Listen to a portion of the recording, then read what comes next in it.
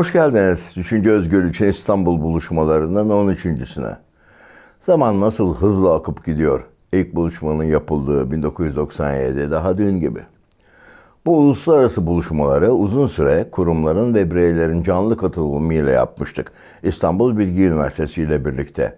Ama bu 3. toplantı oluyor internetten gerçekleştirebildiğimiz. Önce pandemi.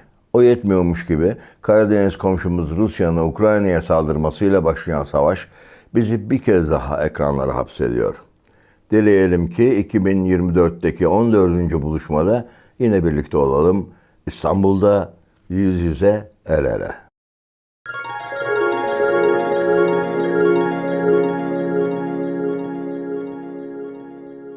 Önce çeyrek yüzyılı geriye gidelim ve buluşmaların geçmişini izleyelim özet olarak.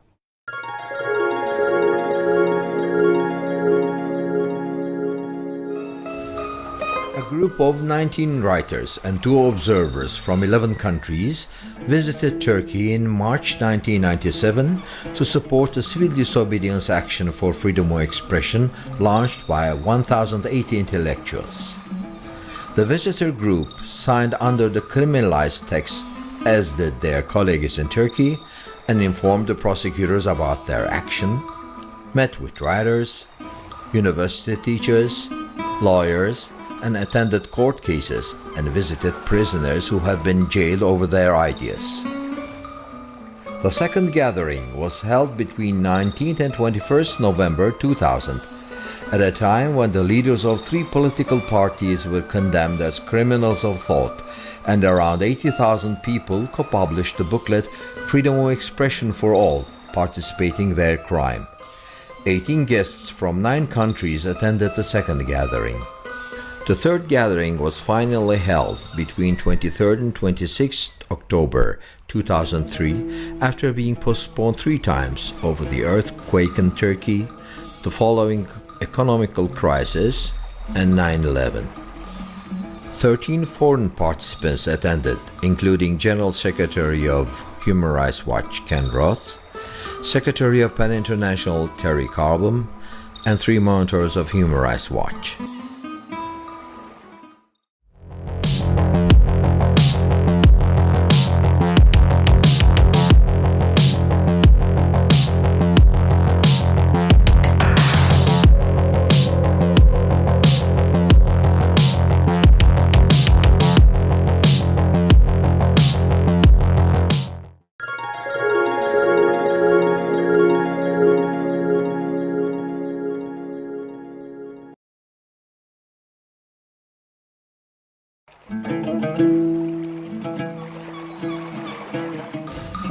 Many of us here in America are saddened and bewildered by the Turkish government's actions which suppress ideas and thoughts. It seems to us that there is no future in such attempts, that from China to Russia to Romania to Serbia and South Africa, a new spirit is gathering strength in the world now. A spirit which absolutely refuses to abandon the right to speak its mind freely and without a government license. What strange creatures we are. We allow ourselves to freely dance on the moon and plumb the depths of the seas with no restraints.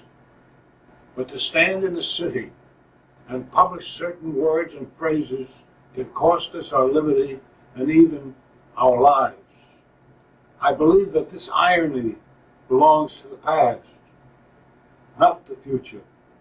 The future will be mastered and enjoyed only by the free. I'd like to express my total support for everyone meeting in Istanbul today, all those writers, musicians, artists, lawyers, who are determined to protect those freedoms that are being extremely threatened by the authorities in Turkey. I know I'm not alone in this. I know they have the support from all such people, all writers, all over the world, all intellectuals. And we admire what you're doing greatly. I'm very sorry that I can't be with you today myself, but I send you very, very best wishes and all solidarity.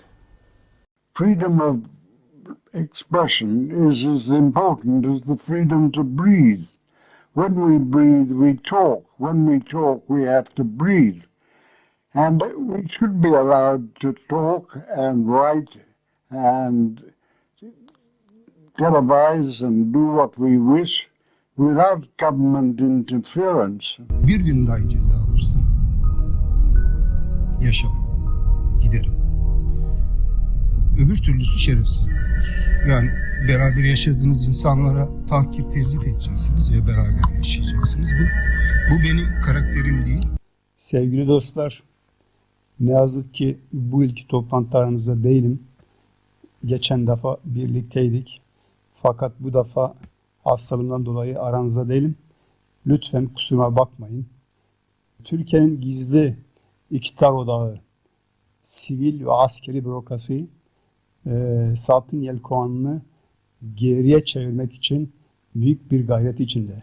Biz her halükarda militarizme, ultramilliyetçiliğe, tahammülsüzlüğe ve ötekileştirmeye karşı olmak durumundayız. Ben bir edebiyat yazarıyım. Ama iyi bir edebiyatın da ancak bu söz konusu ilkelerle, prensiplerle ve duyguyla, ruh haliyle yaratılabileceğine inanan bir insanım. Size başarılar diliyorum. Saygılarımı, sevgilerimi gönderiyorum. Umarım bir dahaki toplantıda yine birlikte olacağız.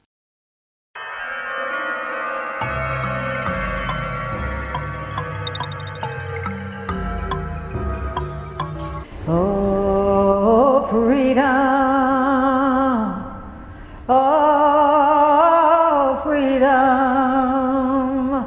Oh, freedom over me.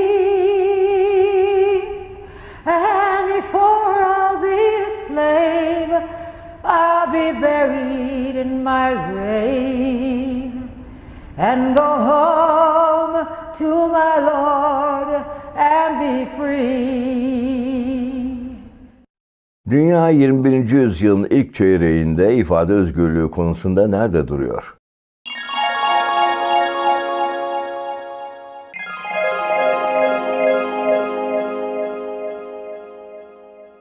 My name is Emese, Pasztor, and I'm the director of the Political Freedoms Project at the Hungarian Civil Liberties Union.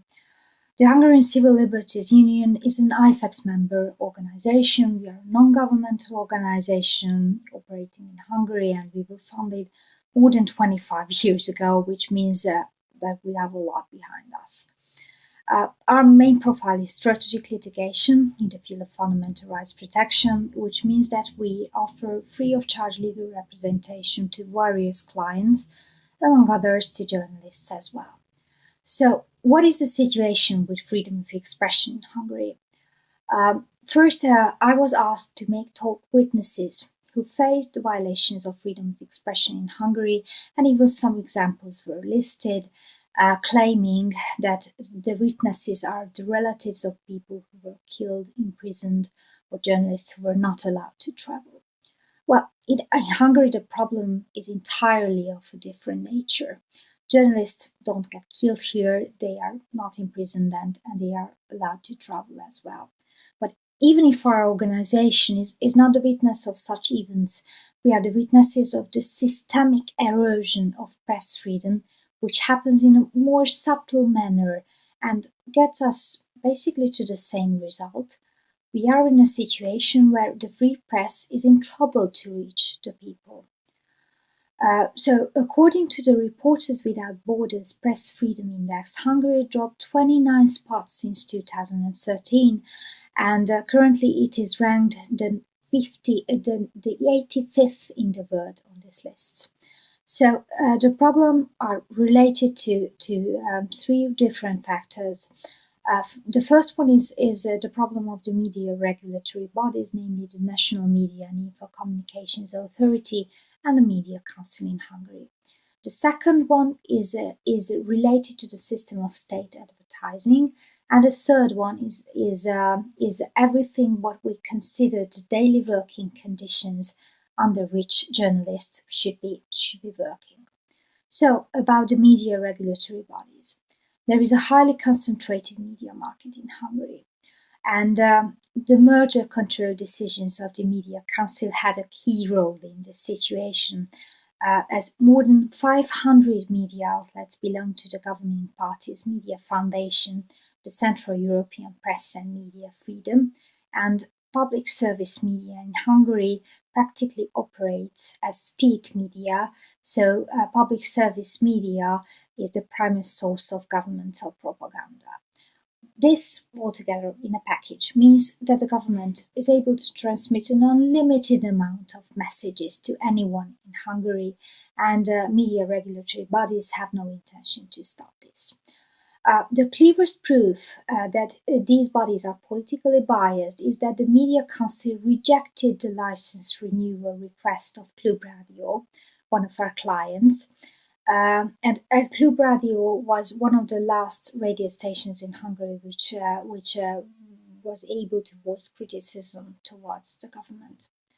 So the second problem is state advertising, and state advertising is where the money comes from, or where the money should come from.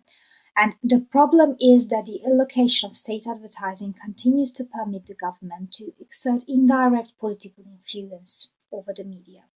The state is the largest advertiser in the country, in Hungary, and revenues goes to media companies supportive of the government, which is a serious problem. And the third one are the daily working conditions of journalists. We witnessed the systemic obstruction of the work of the independent media in Hungary. The state just keep ignoring press inquiries or to comply with freedom of information requests. Journalists have to face open rejection and even physical distancing of press conferences, where critical journalists are not allowed to participate or to ask questions to anyone. And discreditation, stigmatization of journalists is also a problem. And most recently, the Pegasus surveillance scandal revealed that Hungarian journalists were subjected to surveillance by the state itself. Altogether, it means that there is a hostile environment toward journalists in Hungary. We got a special question from the organizers of this gathering, and I will attempt to answer that as a closing thought. I believe if a miracle would happen and all these problems would just disappear tonight, that would mean that the state itself disappears, because fundamental rights can be exercised against the state by definition, and freedom of expression protects the expression of ideas critical towards the government, towards the state. So states may find tools of a different type or a different intensity to control the free press, but their aim to secure their exercise of powers remains unchanged. And this is why organizations like us will always have something to do.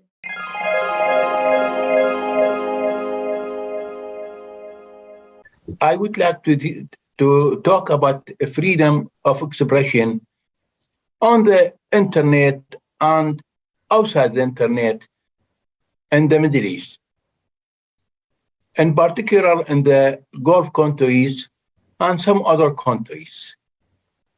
Most of these countries have a closed civic space.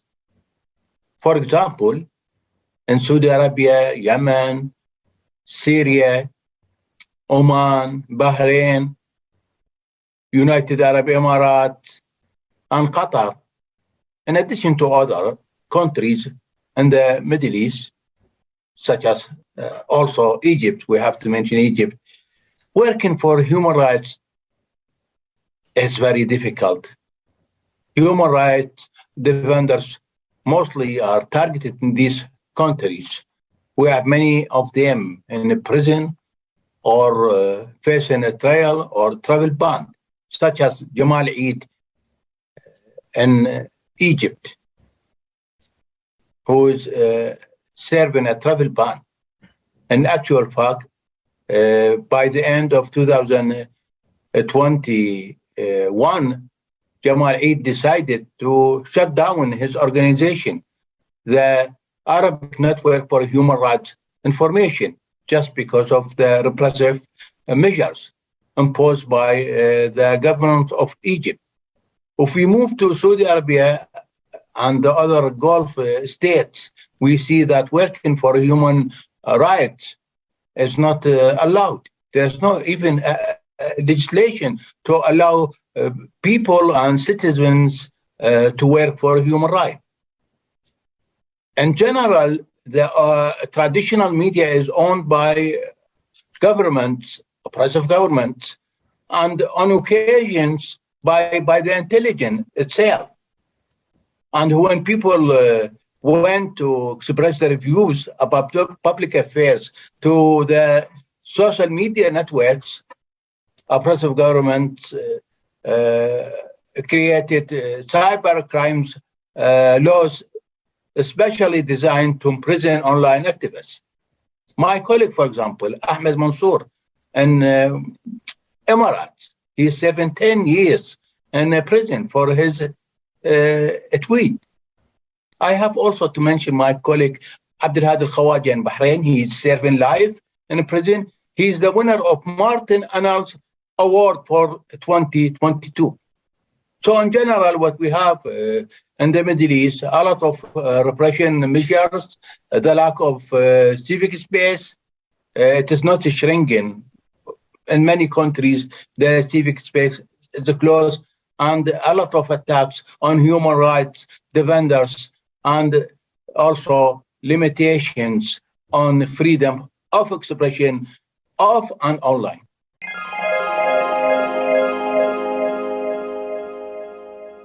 Tibet Üzrek bölgesinde 5 senedir katliamları, işkence, asimilasyon politikaları gerçekleştirmiş, oradan daha çok tecrübeleri elde etmiş, kazanmış olan Tibet yönetiminin genel sekreteri Fincancı, Doğu Türkistan'da Çin'in adıyla Sincan Uygur Özrek bölgesi genel sekreteri olarak tayin edildi ve ondan sonra o asimilasyon politikası, yani Çin rejimine işgaliyetin bu zamana kadar olan, yani denediği tüm politikalar sonucunda yine Uygur Türklerine asimilasyon edemediği için bu 2016 itibaren işte en hızlı bir şekilde bu siyaseti başlattı.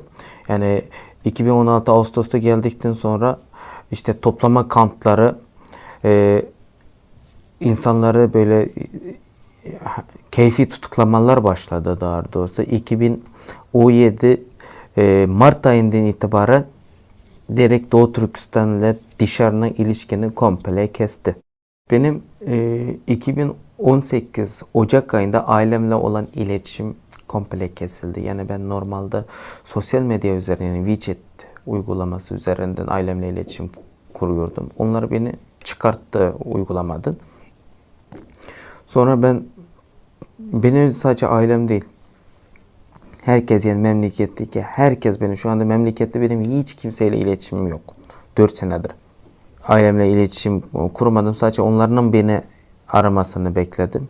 O bekleyiş 2 sene geçti. Ve bu sürecinde, bu 2 sene içerisinde de memleketten her çeşit haberler geliyordu bize. Ve o sıralar ya da 2018 Ağustos ayında Birleşmiş Milletler'in yayınladığı raporu vardı. 1.300.000 Uygur'un toplama kampı alındığı dair. Bu yabancı uyruk vatandaşı olmasından dolayı o kendini o kamptan kurtarabilen, işte vatandaş olduğu ülkelerinden çabası neticesinde kendini kurtarabilen kamp mağdurları var. Onlar özgür dünyaya çıktıktan sonra yaşadıklarını anlatmaya başladı herkese, tüm dünyaya. Nasıl işkence, nasıl tecavüz ve oradaki insanların toplama kampına, insanlara günlük hayatı nasıl oluyor, onları anlatınca zaten herkes şok geçirdi. Biz Uygur olarak işte diasporadaki ailesiyle iletişimi kesilen Uygur Kazaklar bu şok geçirmeye başladı. Ben de çok endişe ettim. 2019 Aralık ayına gelince bana bir haber ulaştı. Anne, babam ve kardeşimin 2018 toplama kampa alındığını öğrendim. Babam ile kardeşim yaklaşık 2 sene kalmış, çıkmış. Anneme ise 5 senelik hapis cezasına gönderildiğini öğrendim. Şimdi bunlar niye alındı? Yani bunların alınmasının sebebi benim Türkiye'de okuyor olmam olduğunu öğrendim. Annemi hapse gönderilmesinin nedeni toplama kampta kaldıktan sonra hapse gönderilmiş. Bunun nedeni ise annemin 2013 Türkiye'ye gelip beni ziyaret etmiş olması. Karar verdim ki dünyayı sesimi duyurayım. İşte 9 Ocak'tan itibaren ben ailemi kurtarmak için, aileme kavuşabilmek için, annemi o karanlık zindanlarından kurtarabilmek için, ailemle özgürce, normal bir iletişimde olabilmem için mücadele veriyorum. Gecem gündüz yok. En son işte 2020 18 Aralık'ta tekrar dilekçemizi vermek için gittiğimizde de Çin yine dilekçemizi almadı. Sonra biz işte uzun dönemli bir protesto düzenledik. Aslında protesto değil, hak arayış düzenledik. O da işte İstanbul'da 17 gün kaldıktan sonra tam Çin konsolosluğunun önünde işte bizim orada eylemimizi devam etmemize yasakladı. Kısa bir sürede bizim elimize 5199 ailenin dosyası geldi. Yani bu Türkiye'de bulunan Uygurlar bize bu dilekçeni verdi. Kimse, bazı insanlardan 13 tane, bazı insan 15 tane, bazı bir tane, 2 tane aile bireyleri yoktu. Sonra biz tekrar gittiğimizde Çin yine kabul etmedi. Valilikte söz vermiş olmasına rağmen yine kabul etmedi. En son biz Çin'den Ankara Büyükelçiliğine gittik, protesto yaptık. Yine hak arayışı. Ama orada da bir olumlu cevap alamadık. Sonra işte orada da engellendik.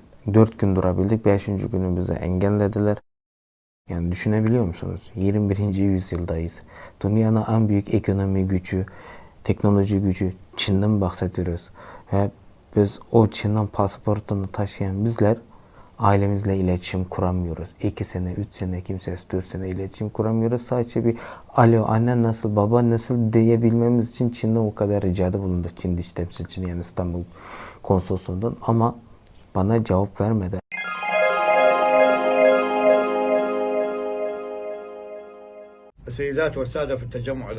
Küresel İfade Özgürlüğü topluluğunun değerli üyeleri, adalet ve insan haklarının değerli savunucuları, merhaba. 2003 yılındaki rejim değişikliğinden bu yana Irak'ta ifade özgürlüğü önceki rejimin onayladığı ceza kanununun tehdidi altında. Çünkü bu kanun izlenen politikalarda ifade özgürlüğü araç ve modellerinin kullanılmasını engelliyor. Buna ek olarak insan hakları ihlallerine karşı çıkan tüm barışçıl eylemlere savaş açarak özellikle 226. maddenin sivil ve sosyal aktivistleri, gazetecileri, vatandaşları, insan hakları ve adalet savunucularını susturmak için kullanılmasına olanak sağlıyor. Aynı zamanda gözdağı verme, suikastler ve zorla kaybetme, kaçırılma yöntemlerinin de kullanılmasına olanak sağlıyor. El-Şahmani, El-Mansuri, El-Bediri, Tevfik El-Tamimi, Seccat El-Iraki, Ali Yeşim gibi aktivistler, yazarlar ve insan hakları savunucuları zorla kaybedilme mağdurları oldular. Ağabeyim Emcet El-Dehem, El-Vayini, Ali El-Lami, Tahsin Usame, Sara El-Medevi, Rihan Yakup, Hüseyin El-Medevi, Ebel El-Kudüs, Kararedil, Tahir El-Tayyip ve diğer birçok aktivist suikastlerin kurbanı oldular. Kanaat sahibi olan ve ifade özgürlüğü talep edenlere karşı gerçekleştirilen suikastlerin sayısı 72'yi aştı. Dolayısıyla bu suikastler yüzlerce kanaat sahibi ve adalet savunucusunun Irak'tan göç etmesine sebep oldu. Böylece güvenlik güçleri her kesimden ve her görüşten tüm kanaat sahiplerine koruma sağlayamamış oldu. Size bildirmek isterim ki Irak hakkında söylentiler yaymaktan suikastlere kadar giden hedef gösterme kampanyalarının içerisinde tüm kanaat sahiplerini hedef alan bir ortam var.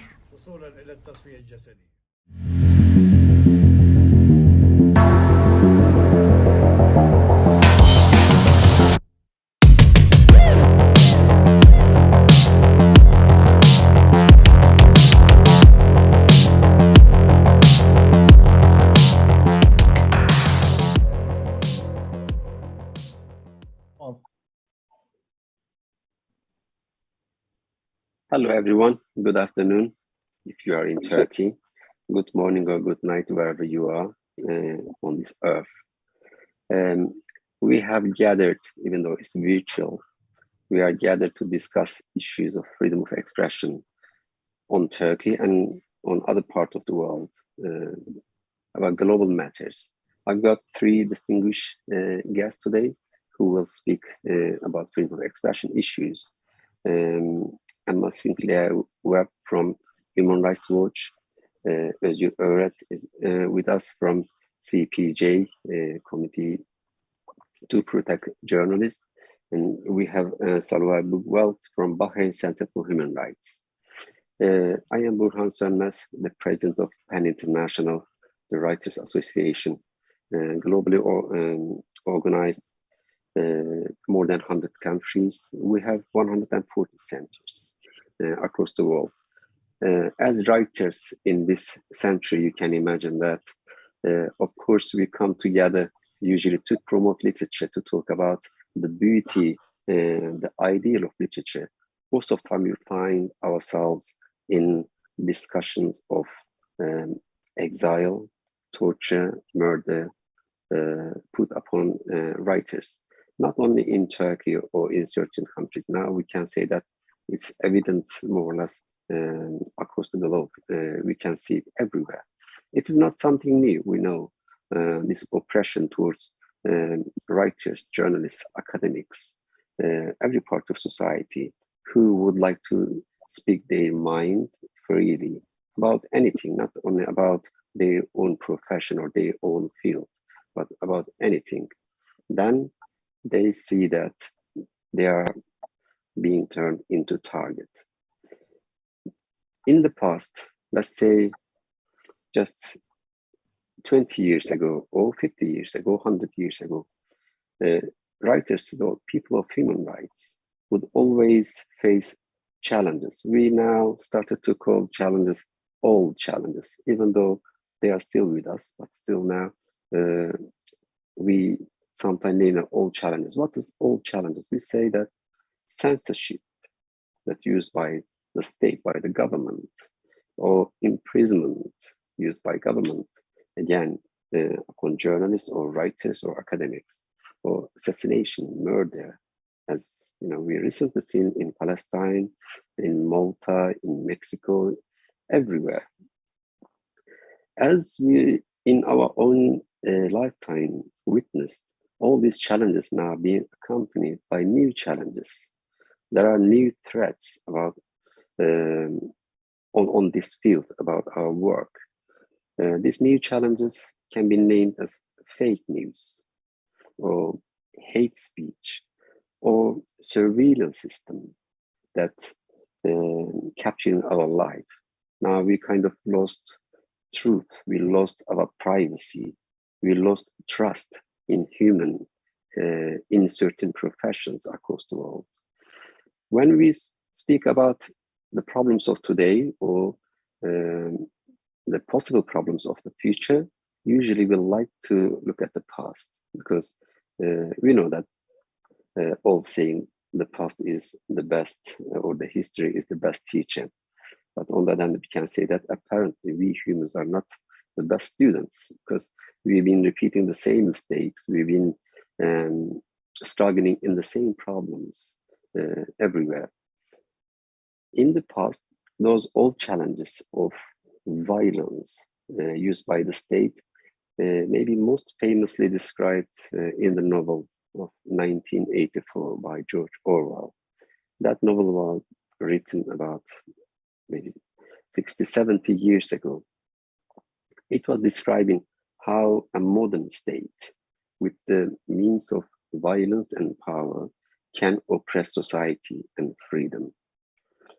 But another novel written about 15 years before that book was named Brave New World by Aldous Huxley, had a different kind of plot and story.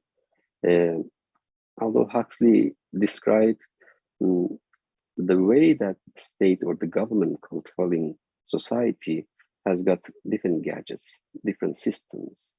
In his novel, the state didn't use violence, didn't use force, didn't put writers in prison. Instead, used the elements of pleasure. And through that kind of new means, state started to control the society in a different way.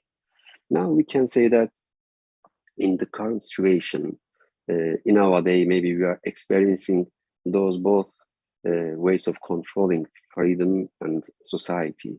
One is violence, still very imminent and everywhere. The other one is non-violent tools, as I said, like hate speech or fake news or surveillance. When it comes to violence, it's something we feel fear. It's scary. We want to run away from it. When it comes to the tools that being used by people freely as a tool for pleasure, we see three different stages of this taste for the pleasure. The first stage is harmless. You can say it's sweet. In the second stage, we start to see that the sweet turns to bittersweet. And in the last stage, we see that it's just bitter, not sweet anymore, as we can witness that kind of experiences on social media. If you go there, and then suddenly you see that so many different kind of taste and approaches and views suddenly rises there.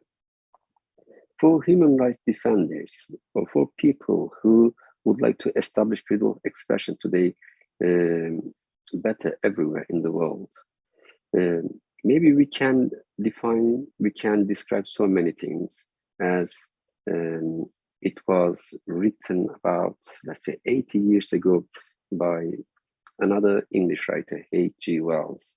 I think it was just beginning of beginning of Second World War. He wrote a short text called "The Rights of Man," a 2 pages declaration describing the rights of human being in this modern age. How can we establish a world for everyone equally without fear? When he wrote those 2 pages in 10 paragraphs, then he tried to describe his main aim. He said that for me, or for any intellectual in this age, I think there is only one aim: to create a society without fear. A society that doesn't have fear of hunger, fear of war, fear of poverty, or fear of murder, fear of loneliness. Today, now, we still find ourselves in the same place. We say that, okay, we are in the 21st century, it's a new millennia, but we struggle with the same problems.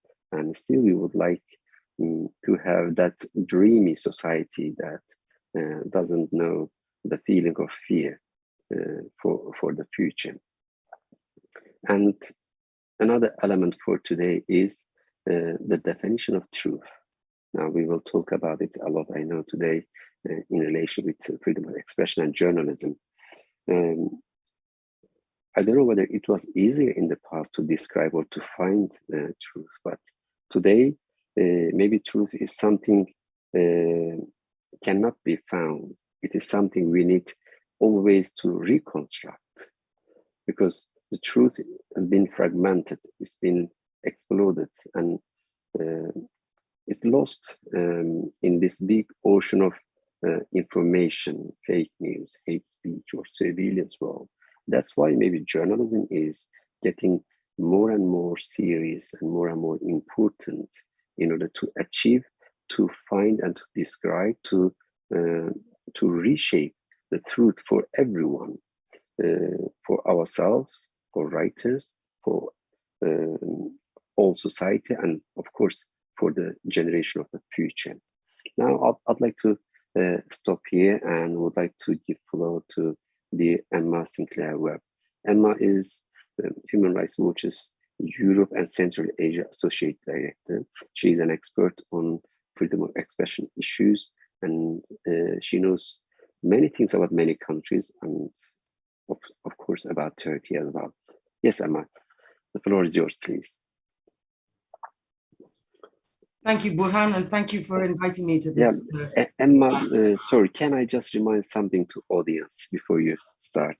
Now, in my notes, it says that people now who are watching this conversation can join this debate with their questions. If you have any question, you can write it on YouTube channels, and then we will share it here and discuss those matters. Thank you. Yes, please, Emma. Thank you for inviting me. Thank you, Burhan, for moderating this panel.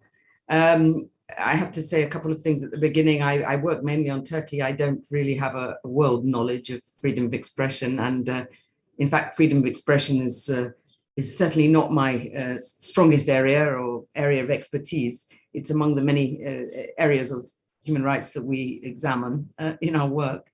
But I want to start with making a few comments, first of all, about the situation in Russia, which, you know, of course, in the last few months, perhaps one of the biggest assaults on freedom of expression is seen in, came with the invasion of Ukraine by Russia.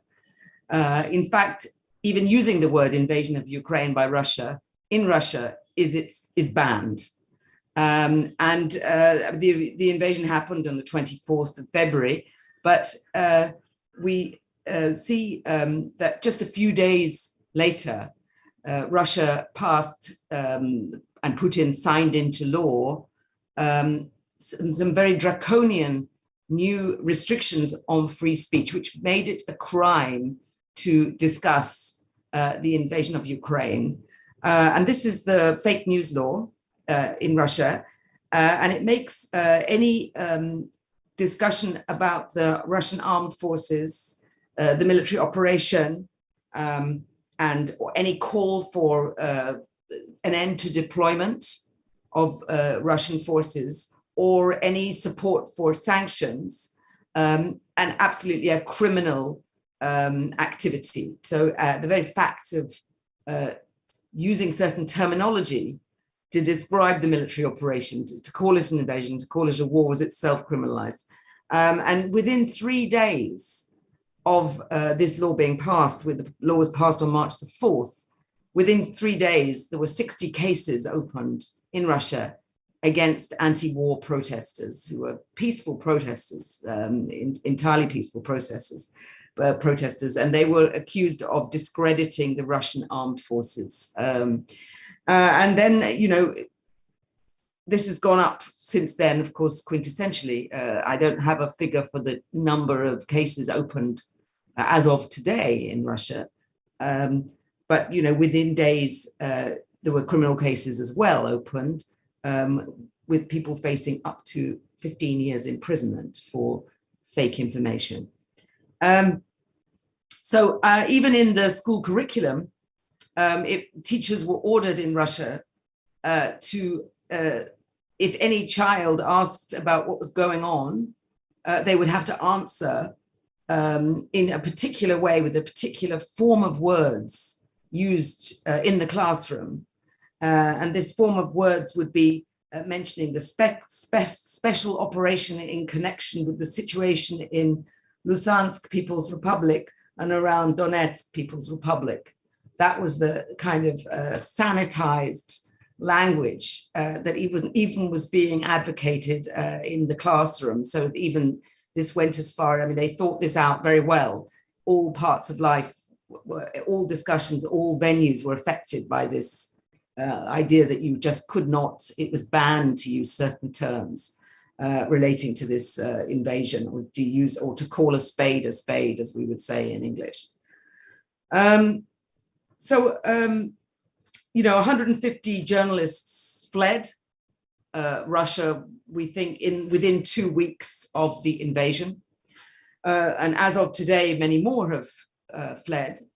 Many are in Tbilisi, many are in Istanbul, and many have gone to countries, neighboring countries as well, Poland and other countries around in the region. For Human Rights Watch, there was also a censorship of all our activity, and the fact that we talked about the invasion of Russia's invasion of Ukraine meant that we too fell foul of the law.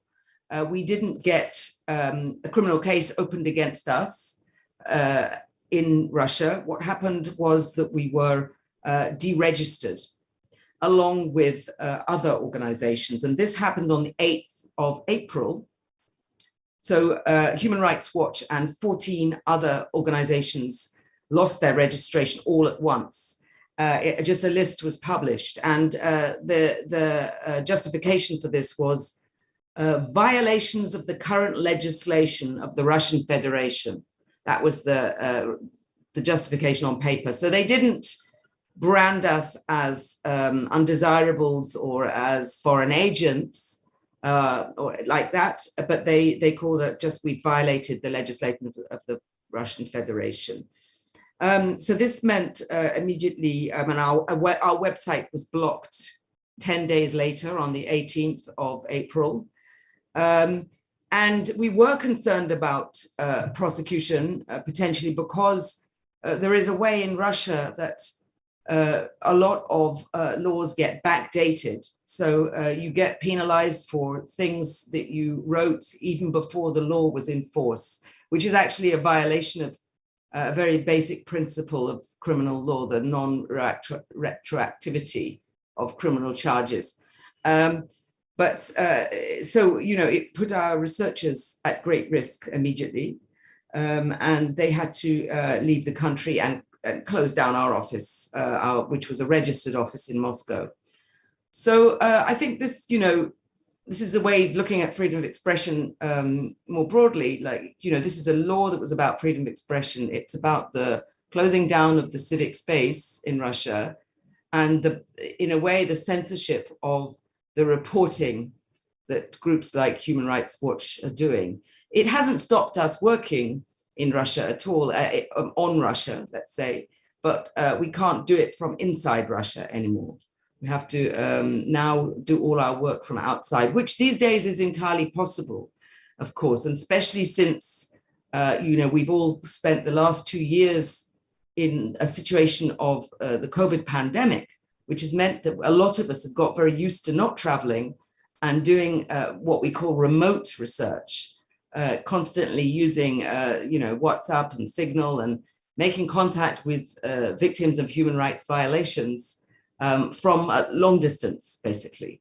And I think we've developed a lot of techniques to do that in this period so that we are well equipped to continue our research from outside, and we certainly won't be muzzled by the legislation of the Russian Federation.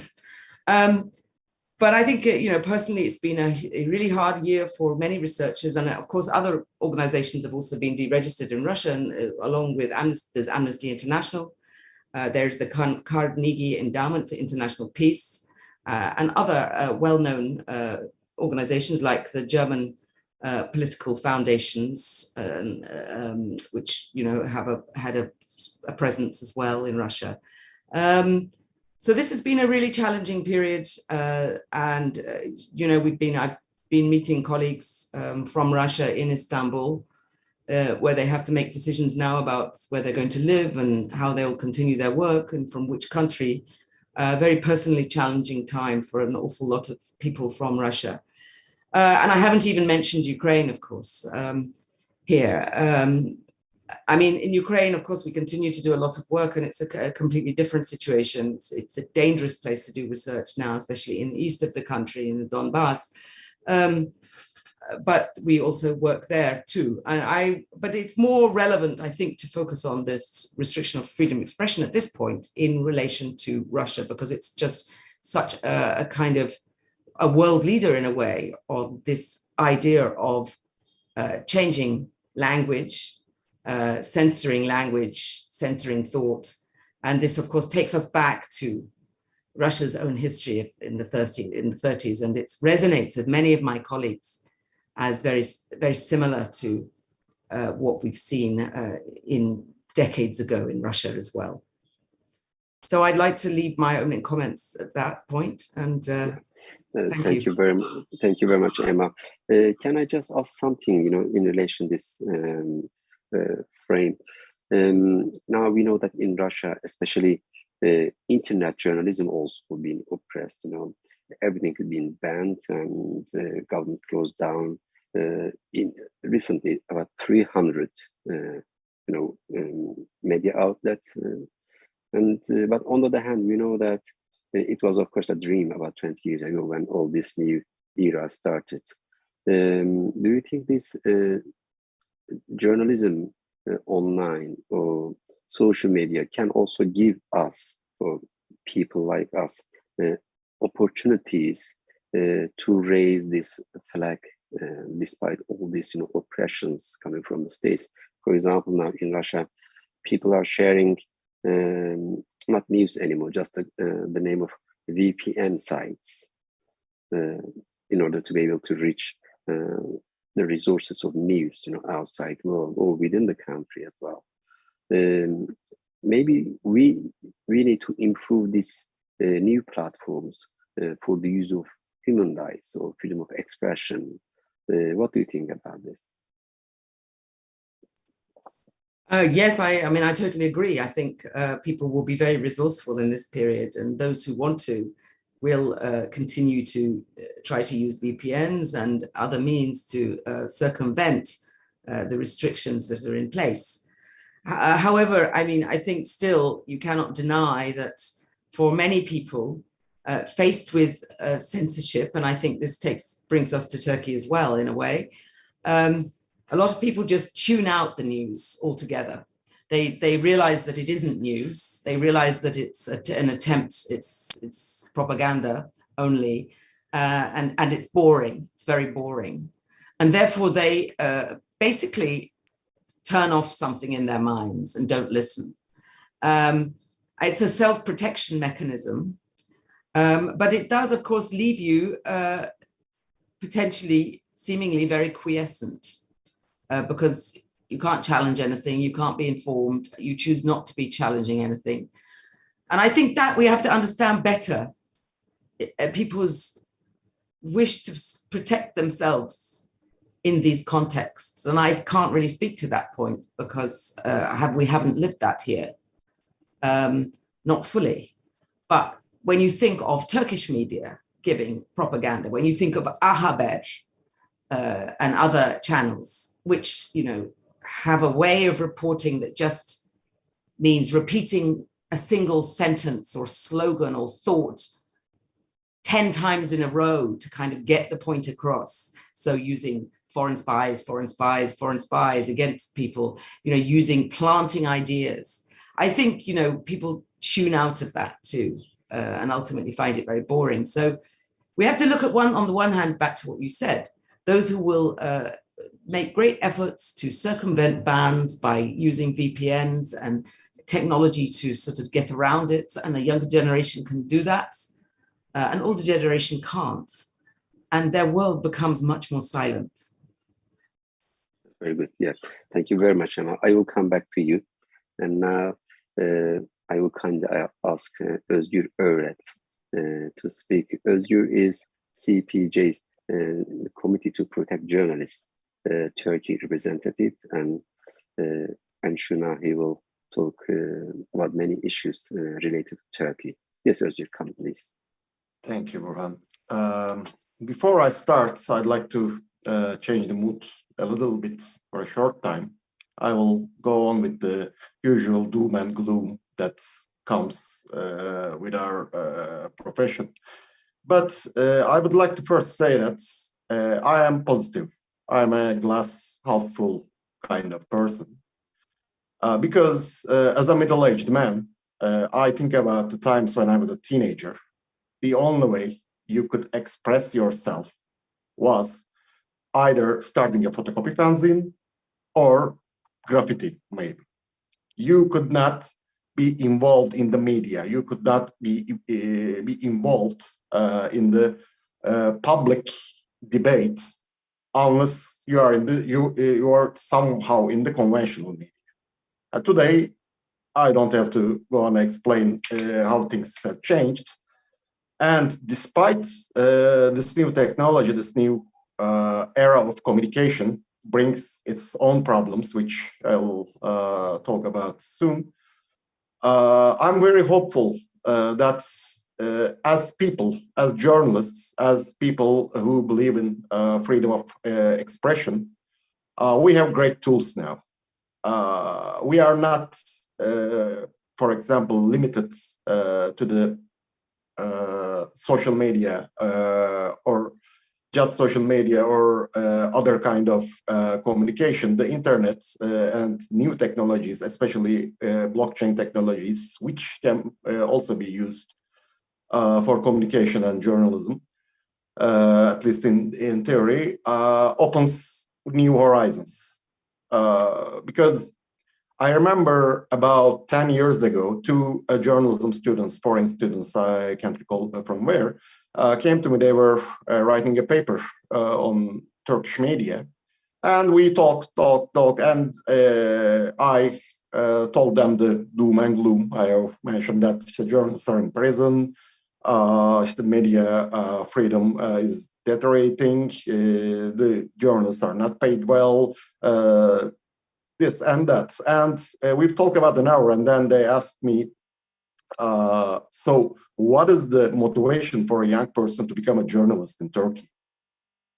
I paused a little bit, but I didn't have an exact answer then, but I don't have an exact answer now. But I see that even in this very negative atmosphere in Turkey, even those negative conditions for journalism and journalists in Turkey, I see young people getting into journalism and doing great work. I see people who have been experienced journalists who have been fired or let go from the mainstream media doing great work with these tools that today's area of communication gives us.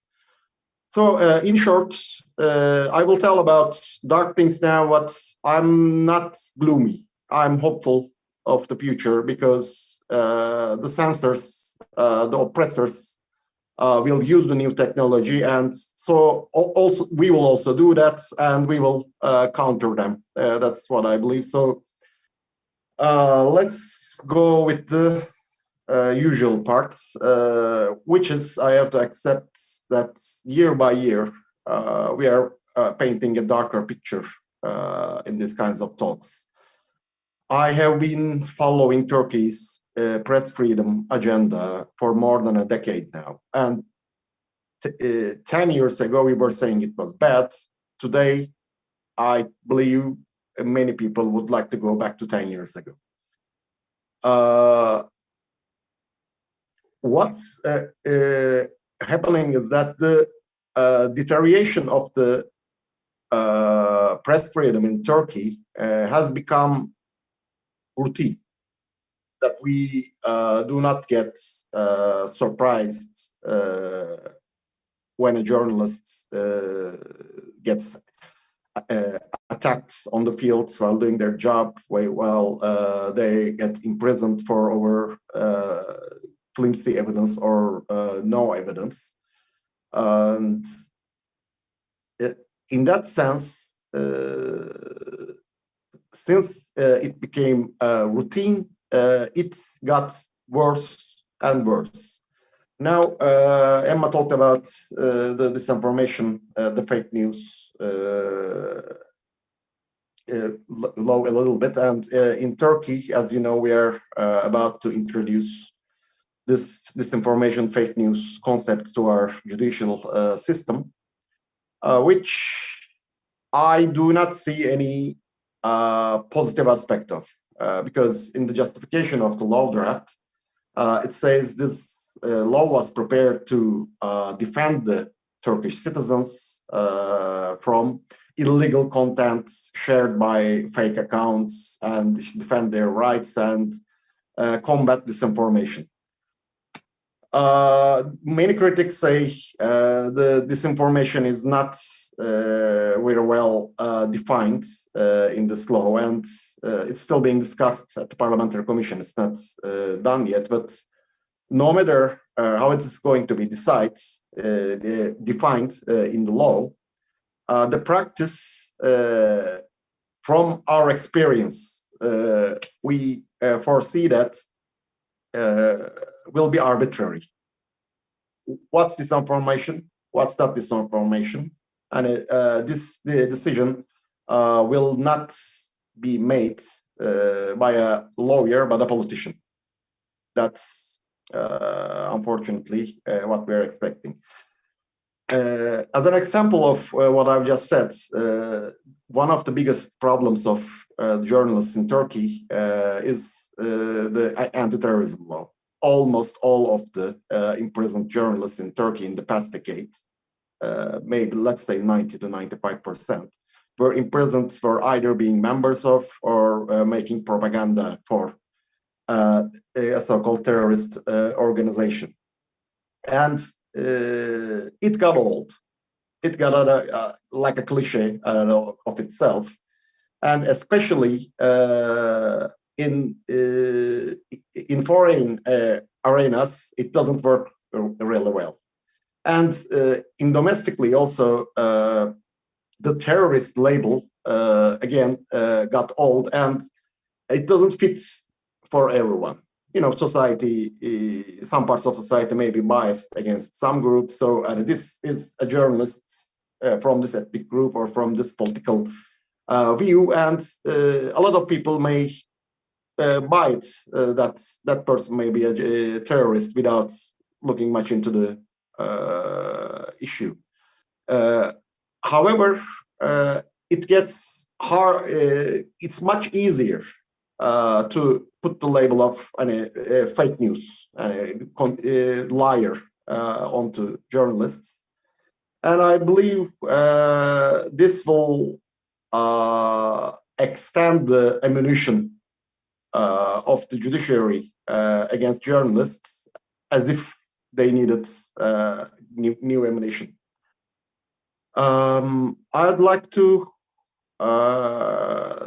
stop here now, and if you have any questions that would lead me, I can go in that direction, because at this point, this disinformation law, apart from our usual problems, is my top priority.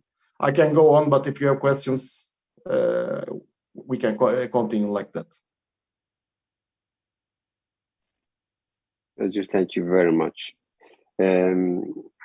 Now you mentioned different aspects of journalism. Nowadays, especially for the young generation, when we talk about journalism, they don't anymore imagine a profession that you sit behind a desk and write something about affairs just happened.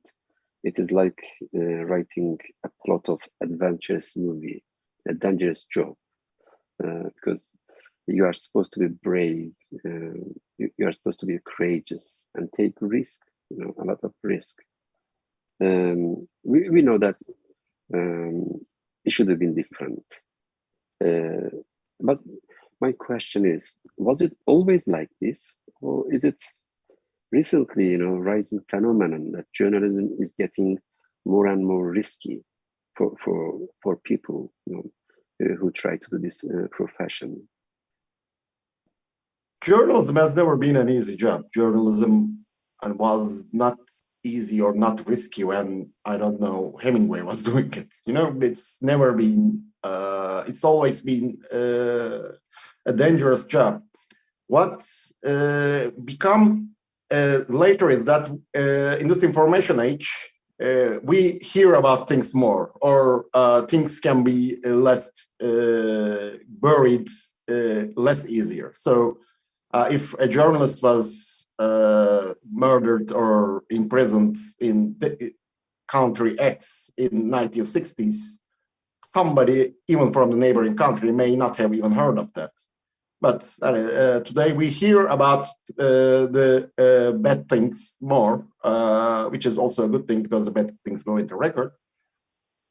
And I would say with the surveillance technology, especially targeting journalists right now, the journalists the journalism job is more dangerous than now, than before. But war journalism or political journalism has always been dangerous for the journalists. And I would also forgot to add the disinformation law, since we are talking about freedom of expression here, is not a threat just for the journalists. The disinformation law, I believe, can be used against politicians, against activists, against anybody who can read and write or the ability to speak, not just journalists. It shouldn't be just the agenda of the media and associations like us. Thank you. Thank you very much, Özgür. Thank you. Now I'd like to turn to dear Saloya Bukuwait. Saloya, I know you come from Bahrain and you will talk mostly maybe about Bahrain.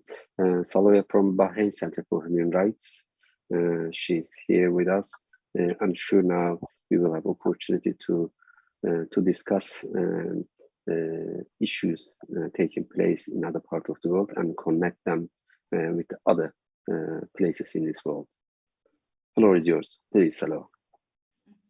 Thank you, Burhan.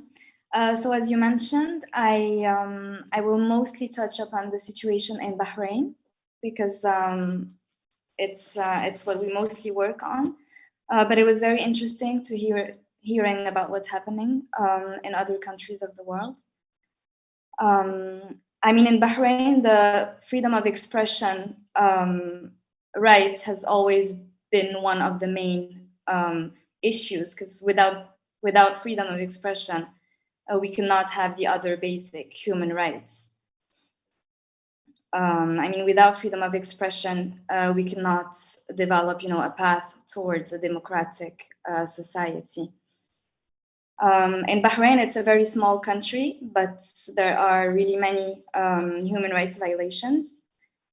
And what has been a little bit discouraging for us, and especially for the human rights defenders that are working on the ground, is that since the uprising back in 2011, so 11 years ago, the situation has actually gotten worse in concerns with all human rights, but especially with the freedom of expression, because the civic and political space has really gotten very, very small, completely shut down, actually. There's really no space for expressing anything. Most human rights defenders in Bahrain are either behind bars, like most prisoners in Bahrain are prisoners of conscience. So they are either behind bars or they have been forced into exile. Other than that, the ones that are left have no space to express themselves. So they are really working, from a place of fear, because they are being so harassed, and their families are being harassed.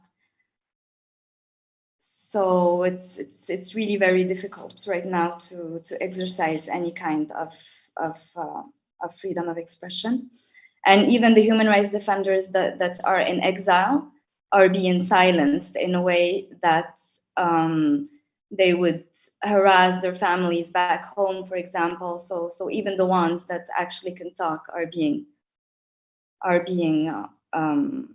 harassed. What else did I want to add?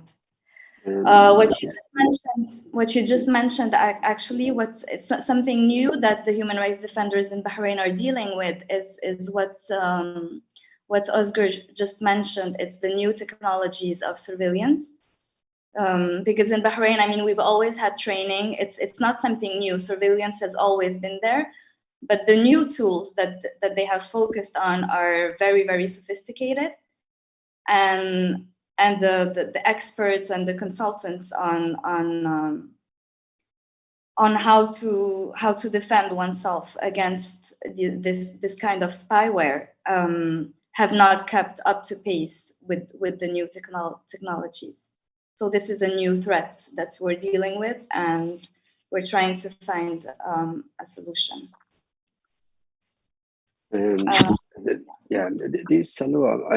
As far as I know, in recent years, Bahrain authorities started to use death penalty again, severely and widely.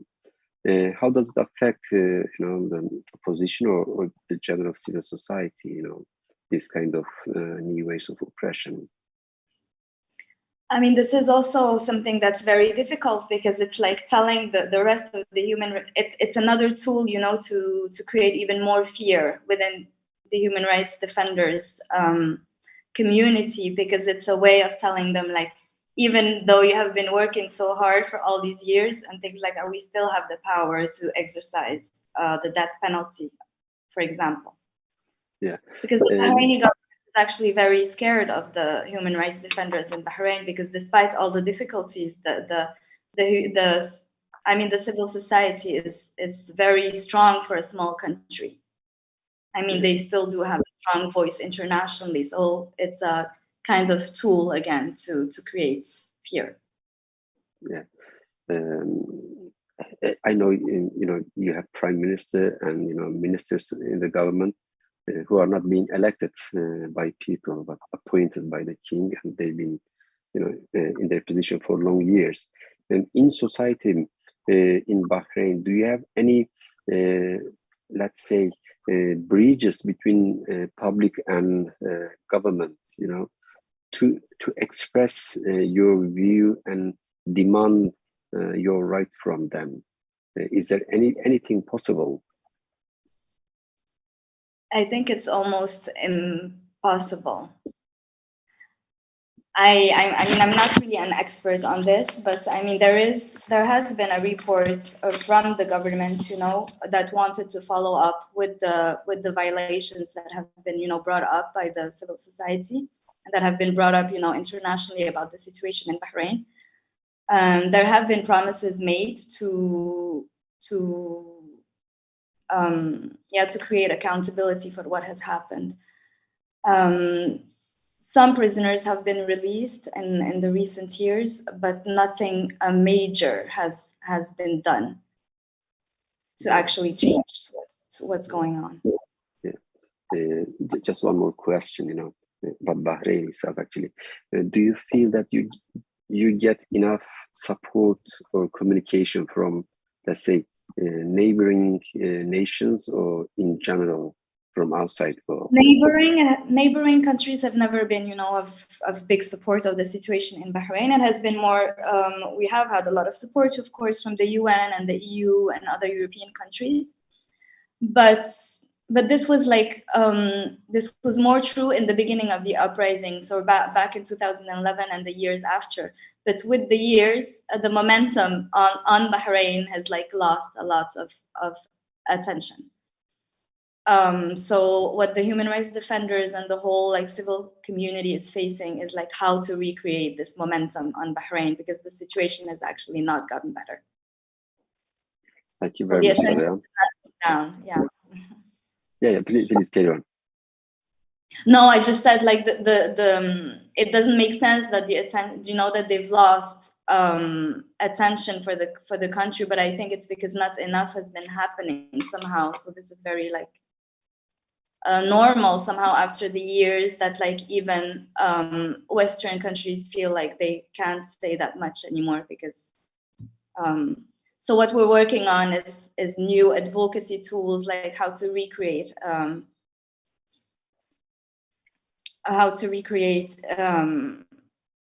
attention on what's going on in Bahrain.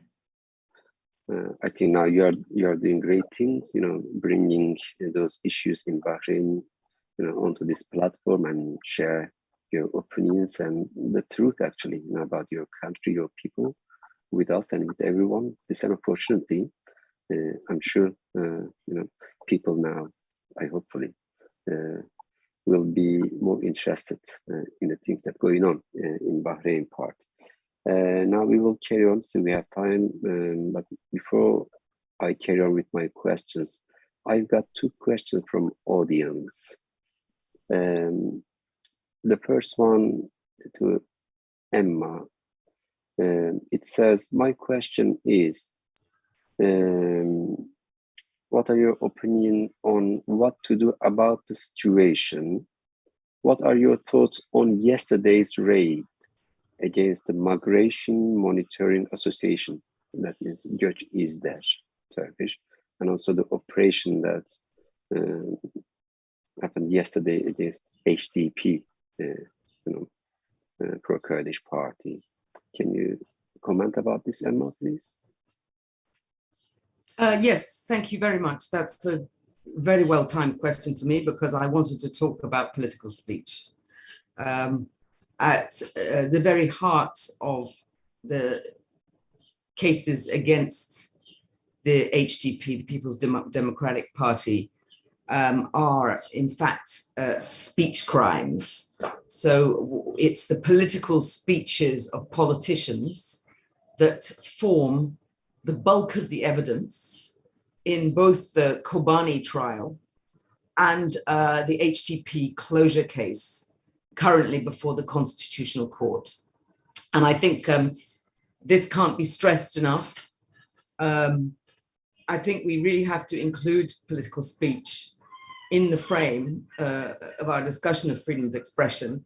Very often with freedom of expression, we are thinking about journalists and writers, but the free speech of politicians is at the heart of democratic societies, and it's the sine qua non for democratic norms to prevail. So I'm glad that you asked, the viewer asked about the HDP, because I think, we're seeing an ongoing crackdown. Of course, some of the evidence that is used, is brought, is of activities, legitimate political activities, the right to association, demonstrations, but very, very often it comes back to speech.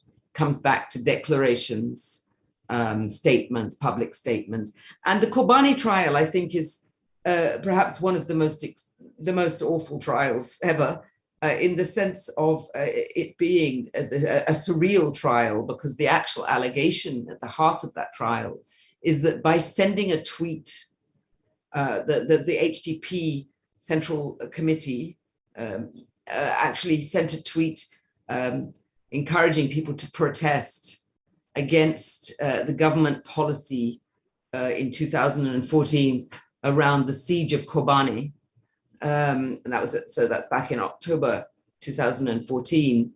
And in sending this tweet, the accusation in the indictment is that those politicians committed murder by tweeting, because the actual trial is about 37 deaths. The complainants in the trial, those listed as the victims in the trial are people who died when the protests turned violent. Now, of course, that was tragic that happened, that so many people lost their lives. But there have been very few investigations into those murders, into how they occurred, into the events of those nights when there was violent clashes in parts of the southeast, especially, and to actually make the assertion that by sending a tweet you are responsible for murder. That's the actual accusation. It doesn't even say it incited murder. It says you did murder by tweeting. So it almost makes it sound like the people who tweeted or were responsible for the tweet were the one and the same as those who committed the killings on those nights. So that's an incredible misuse of restriction on free speech, and the tweet itself, the HDP sent. I think we're on record as saying this. The HDP at the time could not have foreseen that these protests would turn tragically violent and that people would die. You can't pin it on one tweet that didn't advocate violence. That's the key thing. Had the tweet advocated violence, had it pointed to people as a target, then that would be another story, perhaps. But it didn't do that. And so it's impossible to have foreseen what would happen. So all of the other, to come back to the question, you know, the operations against HDP are continuing. It is all to boost this closure case that's ongoing before the Constitutional Court. It's tragic that we are still in an era in Turkey where it's possible to close down political parties. And it's particularly disappointing that this is happening organized by a party that itself was the victim of party closures in the past, both in its predecessor parties and the AK Party itself, you know, nearly got closed down, you know, back in 2007-8. So I want to mention that first. And obviously, it's very concerning to see that Göç İzleme Derneği, which is a civil society organization focused on refugees and migrants and internal displacement, especially IDPs, should be targeted as part of a trial against a political party and essentially accused of being a sort of front for terrorism in some way. This seems to be the kind of, we don't know what the charge will fully be, but as far as I've read so far, you know, it's an attempt to smear a civil society organization by accusing it of connections with an outlawed group, the PKK. So that's completely illegitimate, but I'm afraid in this period, we're seeing a lot of attacks on civil society in that way, and using, as we already described, the overuse of terrorism charges, misuse of terrorism charges very often. Thank you very much, Emma. Now, I got a couple of questions. These are for all of you. Whoever like can answer. I'd like to read the first one. What do you think about the increasing nationalism in Europe, in Hungary, Poland, even France, and its reflection on freedom of expression? What do you think about this? They say. Özgür, can we start with you? And don't feel that you are limited only with the question. If you have anything else, please just carry on. Since I'm here with my CPJ hat, I refrain from discussing politics, but the rise of nationalism is rarely good news for freedom of speech and freedom of thought. That's what I want to say. As all, if anybody wants to continue. Thank you very much. Emma, would you like to comment on this question? Or... Well, we've seen, you know, I mean, there's the rise of right populism throughout in many places in the world, and you know, in which there is a lot of manipulation of political discourse, a lot of demonization, a lot of very divisive political commentary, which, yes, falls into the realm of free speech, you can say, but there is a lot of very insightful political speech at the same time, which rarely gets sanctioned. In fact, it's very often, as in Turkey, minority groups that find themselves penalized for their speeches, and majorities, you know, are protected by the laws. Laws which should apply to the protection of minorities are often used to protect majorities. And so you have in Russia, in Hungary and Poland also, a lot of intervention with the law, with intervention with trials, and you have a lot of demonization of LGBT people. This is part of a nationalist agenda, and it all, in a way, there is a kind of common thread and theme running through many countries. So none of these things are happening in isolation. It's almost as if political leaders are speaking to each other. And the kind of terms that they use, the tropes that they invoke, are very common from one country to another. Hungary is really a spoiler within the European Union and manages to veto things and to Hungary has also declared that there's a state of emergency in Hungary at the moment. The excuse for that is the Ukraine war next door. It's extremely concerning to see these kinds of waves of xenophobic nationalism. And I think this brings us also to xenophobic sentiment in Turkey towards refugees, where we see incredible political speeches made against refugees, total distortion of facts. But I have no doubt that, a fake news law isn't really going to target Umut Özdağ talking about 10 million Syrians, 10 million refugees. He keeps calling it 10 million, 10 million. He's planted this idea, and I think a lot of people then believe the idea of 10 million. But, a fake information law is not going to tackle that in Turkey, very unlikely. Thank you, Emma. Soluya, would you like to comment on this question about the rise in nationalism? No. Okay. I have now more questions. This one now says, Özgür and Emma, for both of you. The opportunities of the internet and social media also brought a problem. Misinformation and insults sometimes easily turn out to hate speech. How to solve this problem? Do you have a magic wand for us, please? Özgür, you first. Yes, you cannot solve this problem because the problem you are describing is that some people are saying things that you do not like. That's everybody's problem if you have a problem with freedom of speech.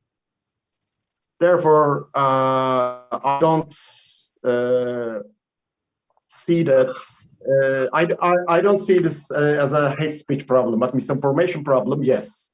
Since anybody can say anything, there are a lot of lies included in that. And the solution, I believe, is in the individual. As in how you train yourself as a news consumer.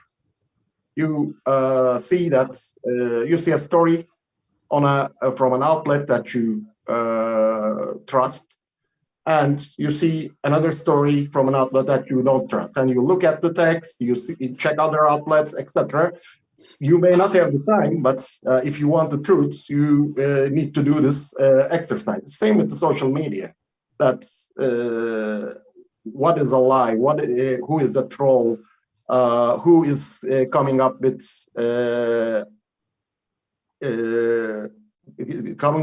lies over and over, and whose opinions or facts, etc., turn out to be reliable. You have to train yourself, because when you try to solve this kind of problems by putting up rules or putting up laws, you get censorship. It's not negotiable. That's, maybe we can bring a very good law on limiting the speech, then we'll have a nice time. No, we won't. Therefore, train yourself to defend yourself from disinformation and block the people or ignore the people that say things that you don't like. Thank you. Thank you, Özgür Bey. Emma, I will come to you now on this issue. Then afterwards, I have another question for Özgür Bey again. Yes, Emma, please. No, I would just add to that. I totally agree with Özgür on this, and I think criminalizing speech, criminalizing things is just not the answer. So if we're going to continue advocating bringing criminal charges constantly, everything turns into a criminal charge, a criminal case, is really not the solution, especially in countries like Turkey, where criminal law is abused so thoroughly already. We don't want to see just further charges brought against people, I think. I tend to agree with that. It's quite a sort of libertarian position in a way, I realize, but I think it's very hard to negotiate this and to navigate it, let's say. So I'm inclined to Özgür's point of view on this very much. Thank you very much. Özgür, I've got a question for you. I'm reading it now. It says, according to research by the CPJ, at least 27 journalists were killed in 2021 for their professional activities. In Turkey, especially in recent years, there has been an increase in physical attacks and even murders against journalists. How do you evaluate these developments, both in world and in Turkey? Well, there are some countries that are really problematic. Mexico coming on the top of that, but journalist murders are really routine, and war zones are habitually dangerous areas for journalists. But we are seeing an increase in the murders globally, which has very different reasons, very different factors that feed into it. In Turkey, impunity is a great problem. Let's first describe the kind of violence the journalists are facing. One is coming from the citizens. That especially in the last 3 to 4 years, pro-government journalists, critical journalists, etc., have met with violence from citizens while they're doing their jobs. And maybe they were covering a traffic accident, and the relatives of the victim was angry about them, or they were sad, or maybe they were reporting on corruption of a private company, and that company's people may have gone violent on them, etc. This is something that's harder to combat. But the solution is, again, ending impunity. That's it's hard. It's very easy to beat up a journalist and walk away in Turkey. I don't say that journalists should have special treatment, but it's almost like they are having negative special treatment.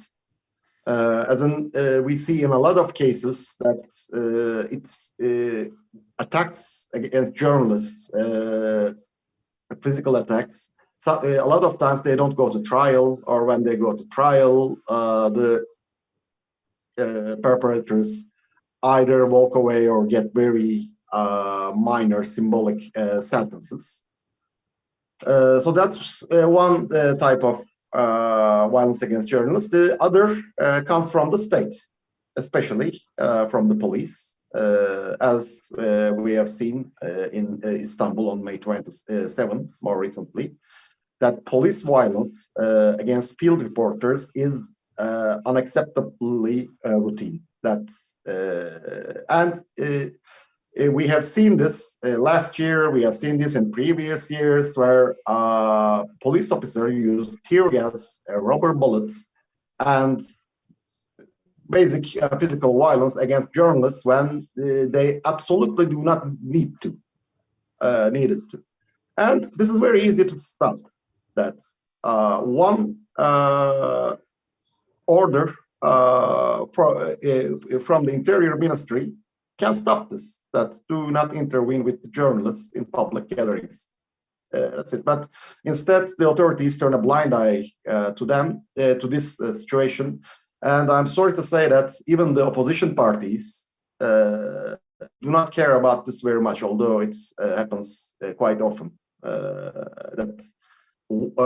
How it can be explained that when a photographer is recording a public gathering, and the police comes and sprays her or him in the face with tear gas. How that can be explained? But it's the easiest violence that can be stopped towards journalists, but it's the one that I'm least hopeful for. Thank you. Thank you very much, Özgür. Emma, I'd like to ask you the last question, but before that, I'd like to share something. Last week, I was in Norway for a similar conference called Wexfo, World Expression Forum. Dmitry Muradov was the winner of Nobel Peace Prize last year, Russian journalist, still in Moscow. He gave an interesting example about Rwandan genocide. You know, about 30 years ago in Rwanda, Hutu people attacked Tutsis. They murdered 1 million people. Muratov said, before genocide started, there was a radio broadcasting from Uganda and promoting the idea of murdering Tutsis. You know, the idea of genocide was being mentioned, glorified every day on that radio. And later on, it was discovered that Hutu people who get the signal of that radio participated genocide much more than the other Hutu people who didn't get the signal of that radio. That means this misinformation, this propaganda about people is not something simple that we just hear and we go. It manipulates our feelings, you know, our political ideas. Even we, all of us, experience it about this vaccination debates, discussions during pandemic, you know, how strong it was.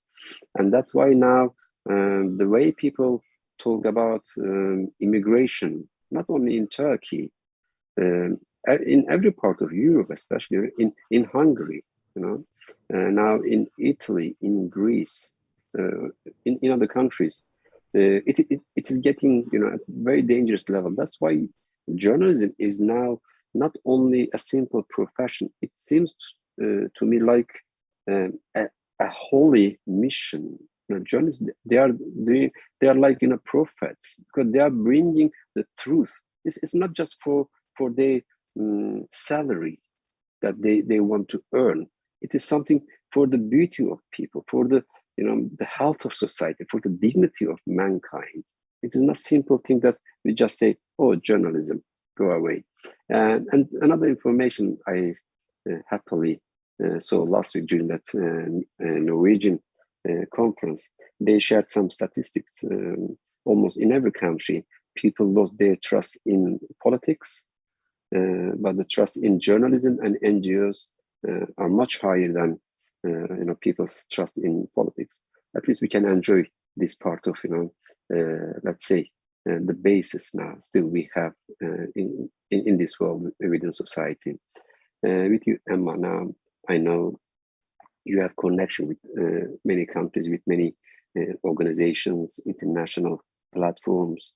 Do you think in this world, I'm not mentioning about direct government, but international platform like Council of Europe or United Nations or all NGOs across the world, are they doing well enough, or we need to push it more? Doing well enough in what sense? In relation to what? In relation to defending freedom of expression and supporting journalism and people, ordinary citizens of this world. Well, first of all, let me come back to one point you've made about the broadcasts that contributed to inciting the Rwandan genocide.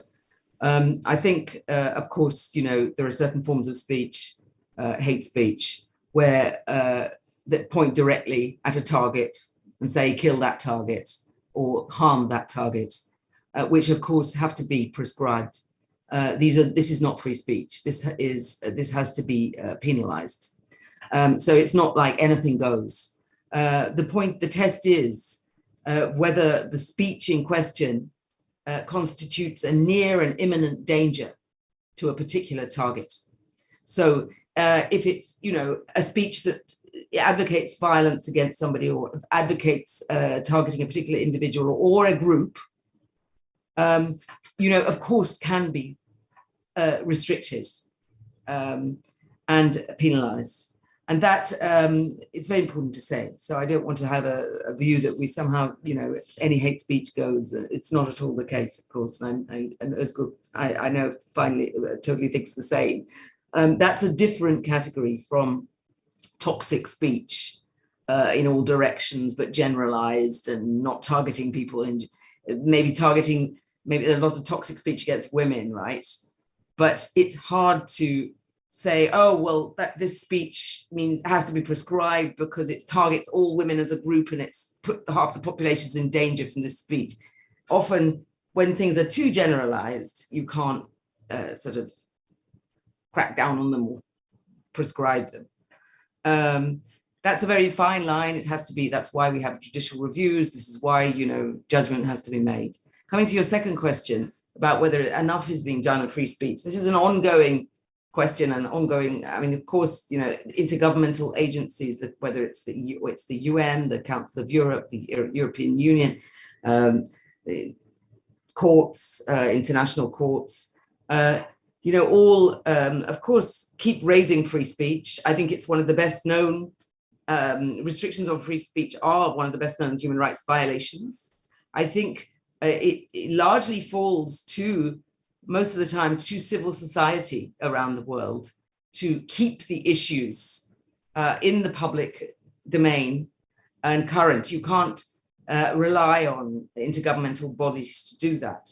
It is organizations like CPJ and Reporters Without Borders and all the other media freedom organizations, especially, that really provide the evidence and the material about what's going on the ground, what journalists are going through, what kinds of restrictions on speech there are, that really make the struggle for free speech alive and bring it and keep it current.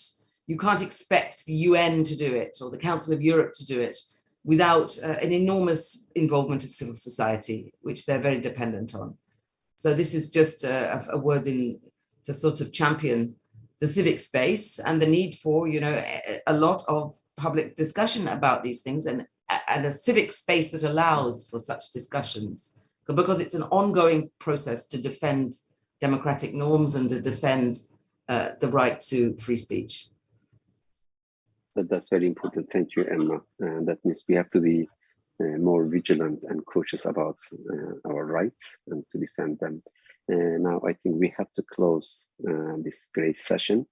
Before we close, I'd like to ask each of you, do you have anything to say as your last words with audience here today, please? Özgür, Saluha, and Emma. I don't have that much to add, actually. It was very interesting listening to everyone. I just wanted to make a small correction. I'm not directly from Bahrain. I just work for the center from Copenhagen. I didn't get to say that before. But other than that, just, thank you to everyone for sharing all this very useful information. Thank you for joining us. So, Özgür Bey, would you like to say anything? I would like to add the sentence to what Emma said. The distinction between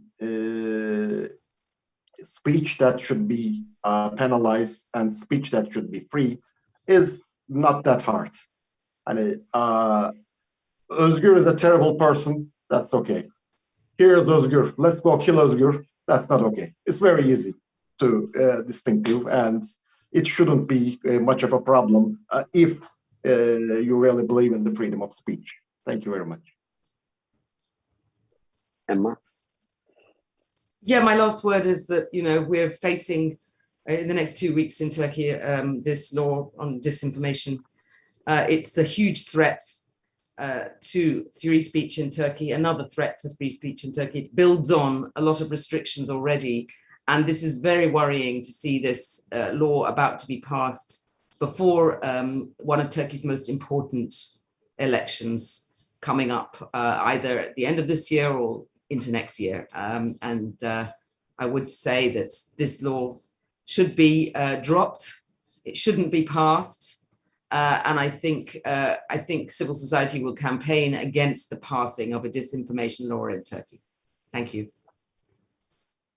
I'd like to say thank you, Emma Sinclair Webb of Human Rights Watch, Özgür Öğret of Committee to Protect Journalists, and Solar Bukwait of Bahrain Center for Human Rights.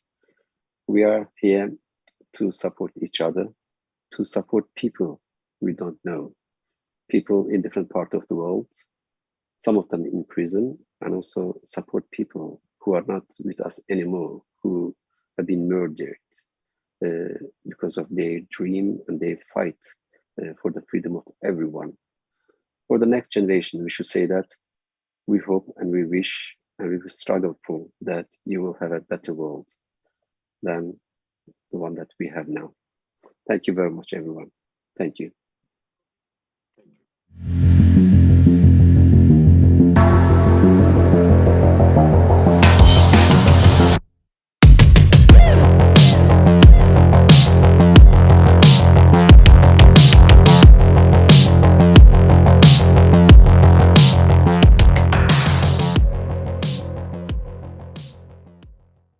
Aynı soruyu tekrarlıyoruz. İfade özgürlüğünün geleceği nereye yönelmeli? Bir başka deyişle, bu gece bir mucize olsa ve yarın sabah uyandığımızda bir baksak ki sorun saydığımız her şey çözümlenmiş, sorun olmaktan çıkmış. Sonra? Başka sorunlarla uğraşmayacak mıyız? Neler olabilir onlar? Neden hep olayların ardında kalalım? Neden onları önceden tahmin edip çözümler üretmeyelim?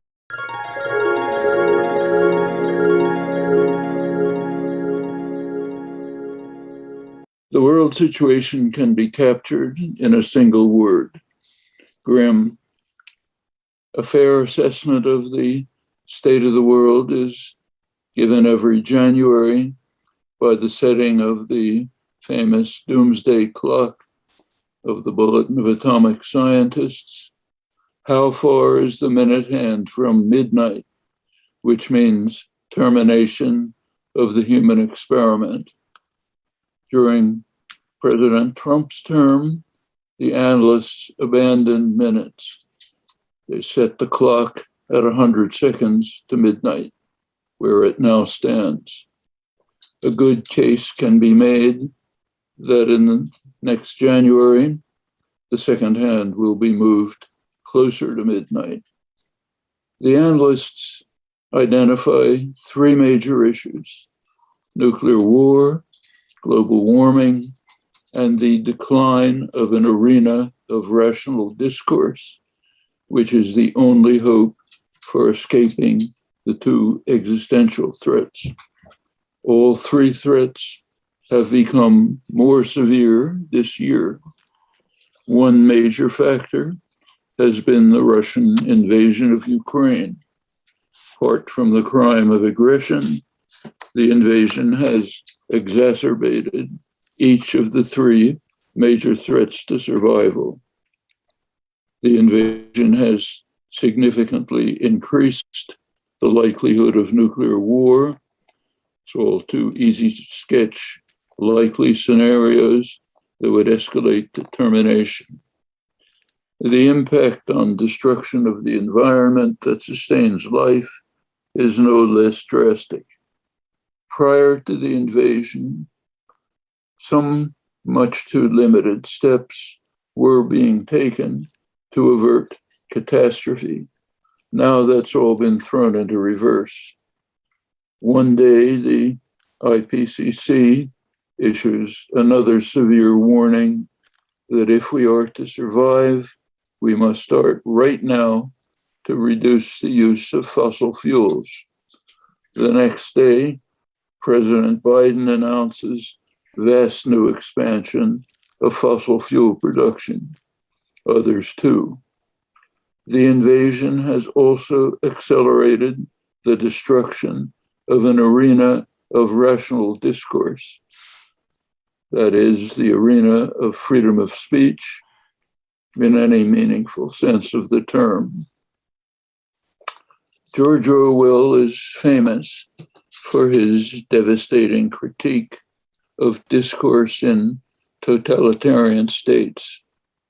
Less well known is his discussion of how in free societies, speaking of England, quote him, unpopular ideas can be suppressed without the use of force.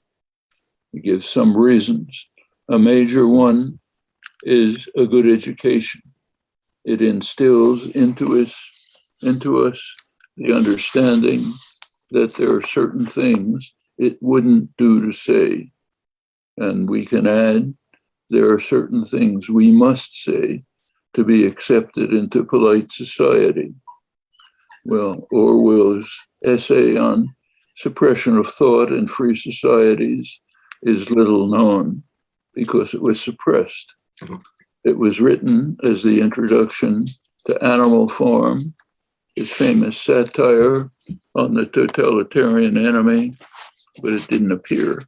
It was found decades later in his unpublished papers. Well, Orwell's observations are in full display right now. In Russia, it wouldn't do to say that the invasion of Ukraine is an invasion, let alone a criminal invasion as it is. What one must say is that it's a special military operation undertaken in defense. Turning to free societies, one must say that the crime is the unprovoked invasion of Iraq. A Google search finds 1 million hits for that phrase. What about the phrase unprovoked invasion of Iraq? Virtually nothing, probably not even one from anyone who is not on the extreme margins.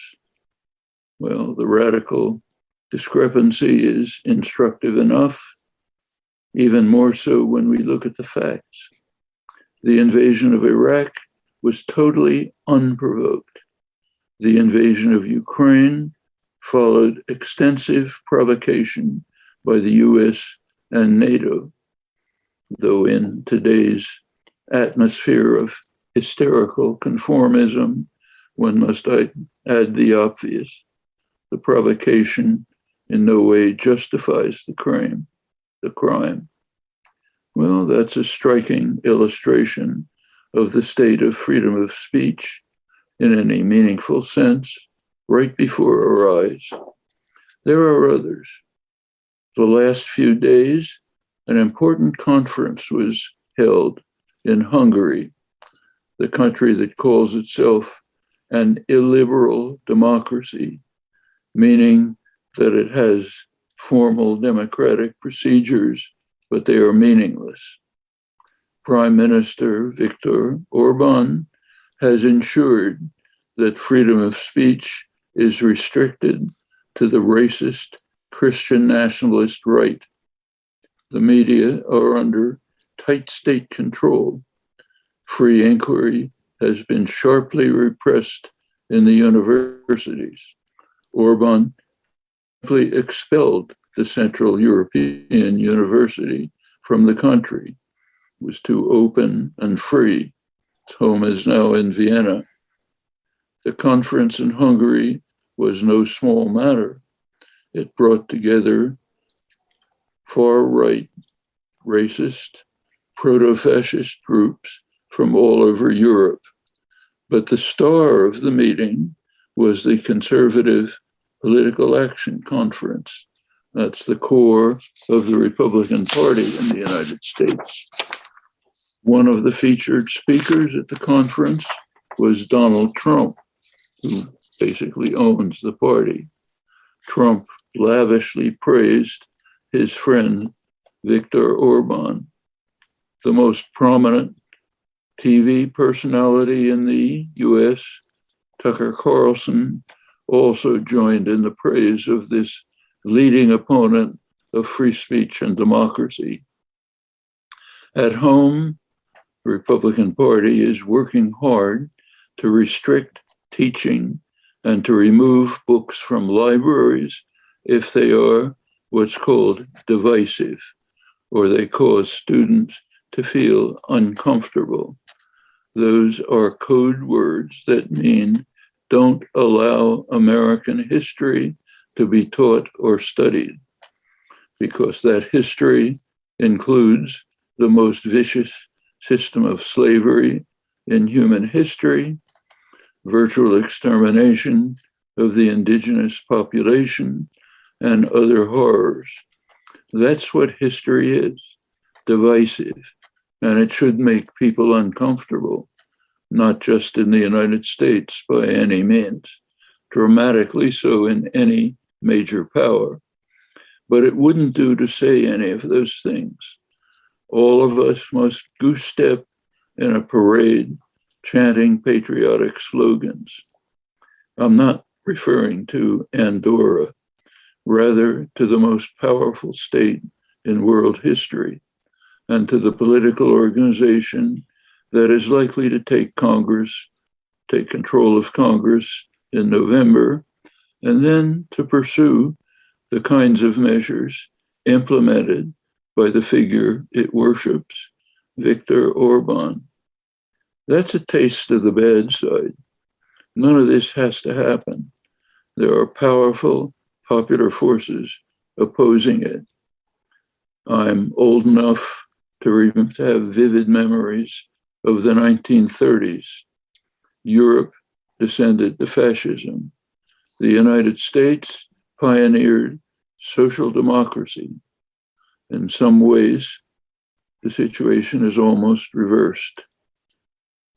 None of this has to happen. What happens now is in our hands. The second question poses a situation that it would make us very cheerful to contemplate. All the problems of the world go away magically. And then we ask, what is the future for the human species? No one knows.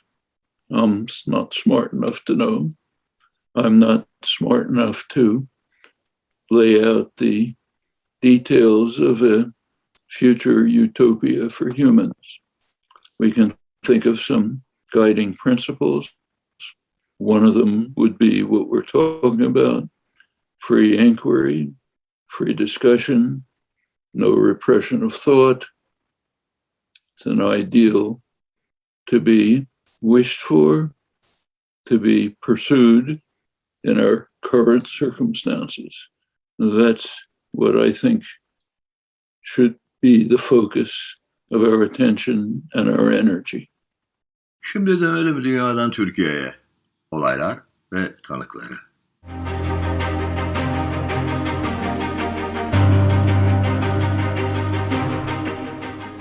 Cumhurbaşkanı Erdoğan'ın daha sonrasında Allah'ın lütfu olarak tanımlayacağı 15 Temmuz 2016'daki başarısız darbe girişiminin ardından 20 Temmuz 2016'da ilan edilip 7 kez uzatılan olağanüstü hal uygulaması 2 yılın ardından 18 Temmuz 2018'de resmen kaldırıldı.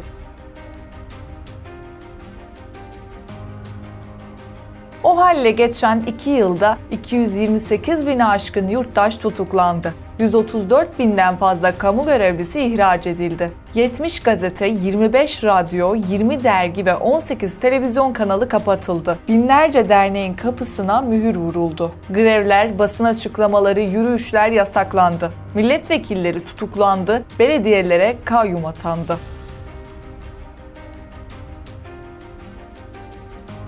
Ülke bu süre boyunca yasama ve yargı denetimi olmaksızın çıkarılan kararnamelerle yönetildi. Tüm yetkililer fiili olarak tek bir kişide, Erdoğan'da toplandı. OHAL KHK'larıyla çoğunluğu OHAL dönemiyle sınırlı olmayan mevzuat düzenlemeleri de yapıldı. Özetle OHAL, gerekçeleriyle hiç ilgisi olmayan kişi ve kurumlara, tüm muhaliflere, hak arayan herkese karşı silah olarak kullanıldı.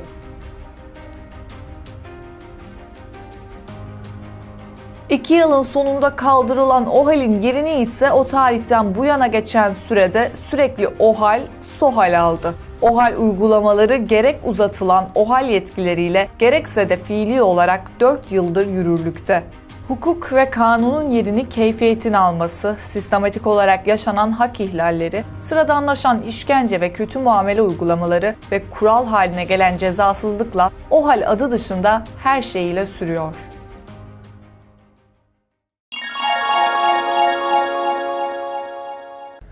Merhaba, ismim Münir Korkmaz. 29 yılımı çalışırken Adana Çukurova ilçesinde 29 Ekim sabahı bayram törenlerine katıldım.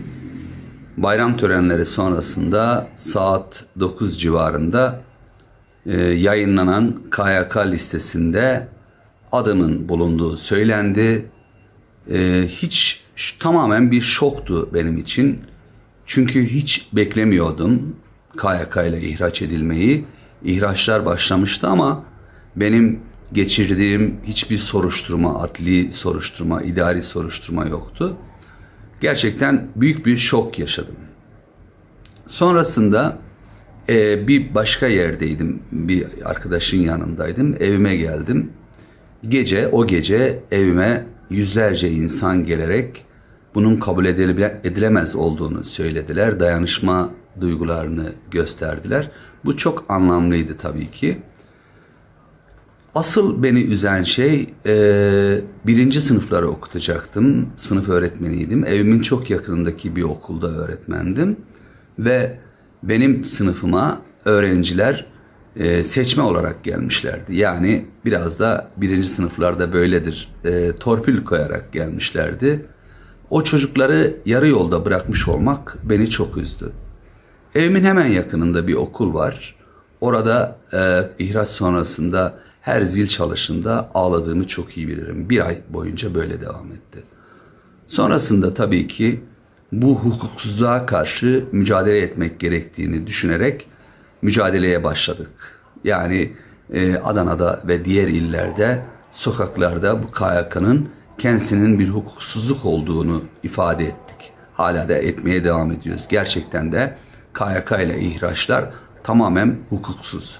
Çünkü insanlara herhangi bir soruşturma açılmadan direkt KYK ile ihraç ediliyor, sokağa atılıyor, sivil ölüme mahkum ediliyor, hiçbir yerde çalıştırılmıyor. Bu anlaşılabilir bir şey değil. Tam 145 çeşit hak ihlaliyle karşı karşıyayız. Yani o kadar çok mağdur edilmiş durumdayız ki, öyle ki hükümetin temsilcileri bize ağaç kökü yiyin dahi diyebiliyorlar. Bu kadar ki pervasızlaşabiliyorlar. Bu nedenle biz de KYK'lılar olarak kendimizi tanıtmaya, anlatmaya çalışıyoruz. Siyasi partilerle görüşmeler yapıyoruz. Sokakta taleplerimizi dillendiriyoruz. Çünkü bu KYK'nın kendisi bir hukuksuzluktur. Aynı zamanda 31 Mart seçimlerinde Emek Demokrasi Güçlerinin adayı olarak Çukurova ilçesinde belediye meclisi adayı oldum ve seçildim. Oradan da mazbatam alınarak 2 ay görev yaptıktan sonra bir hukuksuzlukla daha karşılaştım. Buradan şunu söylemek istiyorum. Sadece KYK ile devrimciler, sosyalistler ihraç edilmedi. 4500 kişi bizim sayımız. Ama toplamda 152.000 kişi haksız, hukuksuz yere görevlerinden ihraç edildi. Aslında yapılması gereken ihraçların tamamına itiraz etmek. Çünkü KYK'nın kendisi bir hukuksuzluktur. Eğer ki insanlar gerçekten suçluysa adil bir şekilde yargılanmalı, tarafsız bir şekilde ve uluslararası hukuk kurallarına uygun bir şekilde yargılanmalı ve suçluysa cezasını çekmeli. Ama bizde tam tersi oldu. Biz KYK ile ihraç edildiğimiz gibi, bizi cezalandırdıkları gibi aynı zamanda çocuklarımızı, eşlerimizi de cezalandırdılar. Ve bizim yargıya erişim hakkımızı engellediler. Örneğin bir komisyon kuruldu. Bu komisyonun hiçbir hukuki dayanağı yok. Kendisini Anayasa Mahkemesi'nin üzerinde dahi görüyor. En son Barış Akademisyenleri kararıyla. Benim hala dosyam komisyonda incelenmeyi bekliyor. Yani 5 yıldan beri ben hukuka erişemiyorum. Dolayısıyla KYK rejiminin kendisinin hukuksuzluk olduğunu düşünüyor ve buna itirazımızı her yerde dillendiriyoruz. Hakasıyla ekmeğimizi çalanlar utanmadan, sıkılmadan 152 bin insanı, aileleriyle birlikte 1,5 milyon insanı açlığa mahkum edenler utanmadan, sıkılmadan biz onları sosyal ölü yaptık. Gitsin ağaç kabuğu yesin dediler. Biz yılmadık, mücadele ettik. Gözaltına aldılar. gözaltı aracını canlı yayın aracına dönüştürdük. Kabahatler kanunundan işlem yaptılar. Ödemedik. Hapse attılar. Cezaevinde bile direndik. Dört duvar arasında bile diğer koğuşlardan, hücrelerden, mahpuslar konuşmamıza, sesimize ses kattı. Sloganlarla, alkışlarla cevap verdiler. Yani hiçbir şekilde susturamadılar. Bunca zulüm karşısında suskun kalmak şeytana uymaktır.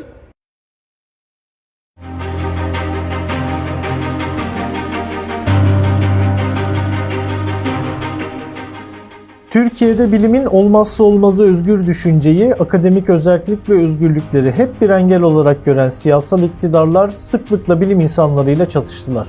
Bu nedenle yükseköğretim politikaları otoriter bir bakış açısıyla şekillenirken yasaklar, tasfiyeler ve cezalar her dönem varlığını korudular. 12 Eylül darbecilerinin oluşturduğu Yükseköğrenim Kurumu rejimiyle bu politikalar kurumsal ve sürekli bir kimliğe de kavuştu. Onu değiştirmeyi vaat edenlerin iktidara geldikten sonra sözlerini unutmalarıyla üniversitelerdeki vesayet sürüp gidiyor.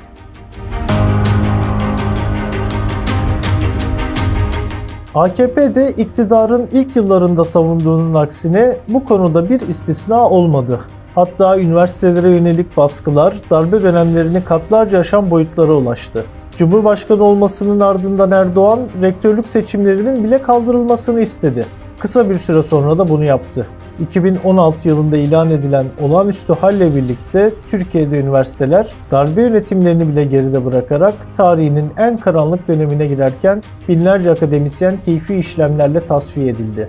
Bir OHAL KYK'sıyla da rektörlük seçimleri kaldırıldı. Böylece Erdoğan, üniversite yönetimlerinin belirlenmesinde tek ve son sözünde sahibi oldu. 2022 Türkiye'sinde rektörler artık ya partili eski vekil ya da vekil adayı ya da vekil yakını. Yetmedi, üniversite kapılarına kelepçe vurulduğunu bile gördük.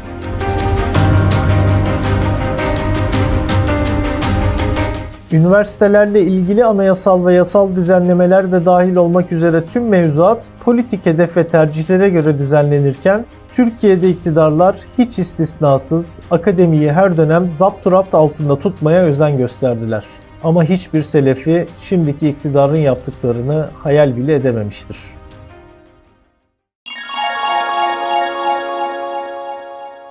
Ocak 2021 gece yarısı bir kararname ile üniversitenin hiçbir birimine danışılmadan bir şahıs rektör olarak atandı. Buna itiraz ettik. Çünkü üniversiteler anayasamızın da belirttiği gibi özel kurumlar olmak zorundadır. 1,5 yıldır amansız bir şekilde hocasıyla, öğrencisiyle, çalışanıyla, mezunlarıyla itiraz ediyoruz, yazıyoruz, çiziyoruz, televizyonlara çıkıyoruz, davalar açıyoruz ve tüm bunları akademik yükümlülüklerimizi aksatmadan yapmaya. Üniversite abluka altında. Bu atama yapıldığı andan itibaren üniversitemizin dışında 7/24 bir çevik kuvvet konuşlanması mevcuttur. Bu üniversite 10 yıllardır muazzam bir kolektif emekle yönetildi. Ülkemizde alışılageldiği gibi yukarıdan aşağı değil, üniversitenin stratejik planı dahil her şeyin aşağıdan yukarıya doğru inşa edildiği bir üniversiteden bahsediyoruz. Dolayısıyla Boğaziçi Üniversitesi'ndeki her öğretim elemanı araştırmaları ve dersleri yanı sıra bu kolektif emeğe de muazzam emek vermiştir. Aynı şekilde bu üniversitede öğrencilerin de muazzam bir kolektif emeği var bu kurumu inşa ederken. Bu üniversite ne Özal'ın ne Tansu Çiller'in vasi kurumu olmamıştır. Burada olanlar sadece Boğaziçi'nde olmuyor. Keşke diğer üniversitelerde daha çok ses verilseydi. Türkiye'nin halihazırda 207 üniversitesi aslında üniversite değildir artık. Bir gece yarısı bir hukuk fakültesi ve iletişim fakültesinin açıldığını öğreniyoruz. Buna itirazımızı dile getirdiğimizde, hukuki davalarımızı açtığımızda bir bakıyoruz ki kampüsümüzün sit alan statüsü değiştirilmiş.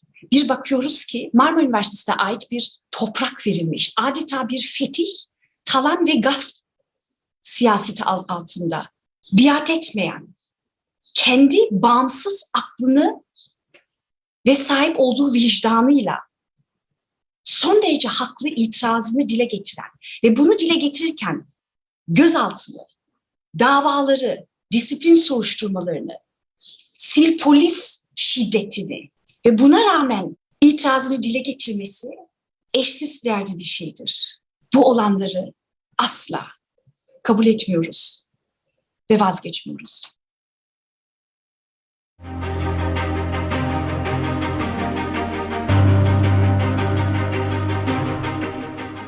Türkiye'de yargı ne yazık ki hiçbir zaman bağımsız ve tarafsız olmadı. Ama hiçbir zaman da bugünkü kadar hukuksuz, kanunsuz, fütursuz ve küstah da olmadı. Bunun nedenini anlayabilmek için nasıl adım adım zapt edildiğinin öyküsünü de bir miktar bilmek gerek.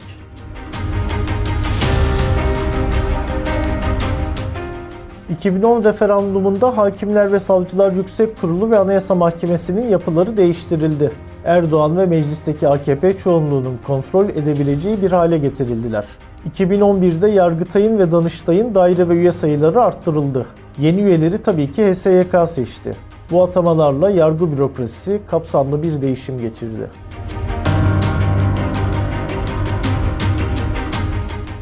...2012 yılında Bakanlar Kurulu'na özelleştirme işlemleriyle ilgili yargı kararlarını uygulamama yetkisi verildi. Aynı yıl yapılan bir değişiklikle Sayıştay'ın denetim yetkisi kısıtlandı. 2014'te meclisten geçen yargı paketiyle suç ceza mahkemeleri kaldırıldı, yerine suç ceza hakimlikleri oluşturuldu. Tutuklamadan internet yasaklarına kadar çok sayıda hukuki işlem buradaki tek hakimin kararına bağlandı.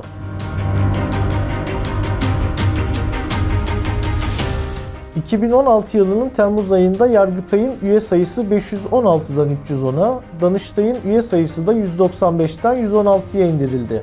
Cemaatin tasfiyesi gerekçesiyle yüksek yargı organlarındaki tüm üyelikler değiştirildi. Erdoğan bir yüksek mahkemenin 1/4'ünü atayan ilk cumhurbaşkanı oldu. 15 Temmuz sonrası ilan edilen o halle birlikte tüm yetkiler fiili olarak Erdoğan'da toplanırken 2 yıl boyunca kararnamelerle yapılan yüzlerce değişiklik yasama ve yargı denetimi olmaksızın yürürlüğe girdi. O hal döneminde 4836 hakim ve savcı ihraç edildi. Daha önce azaltılan yüksek yargı organı üye sayıları aradan bir yıl bile geçmeden bu sefer de arttırıldı. Sonuçta o hal döneminden bugüne kadar yargıya yaklaşık 12.000 yeni hakim ve savcı atandı.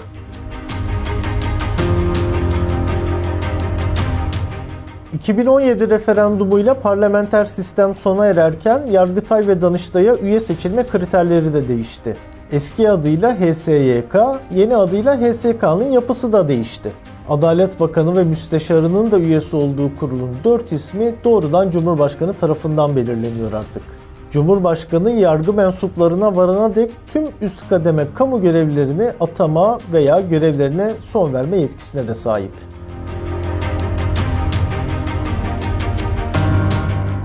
Gelinen noktayı 2018 yılının hemen başında yaşanan AYM krizi özetliyordu aslında. Tutuklu gazeteciler Şahin Alpay ve Mehmet Altan'ın tahliye edilmesine hükmeden AYM kararına alt mahkemeler direndi.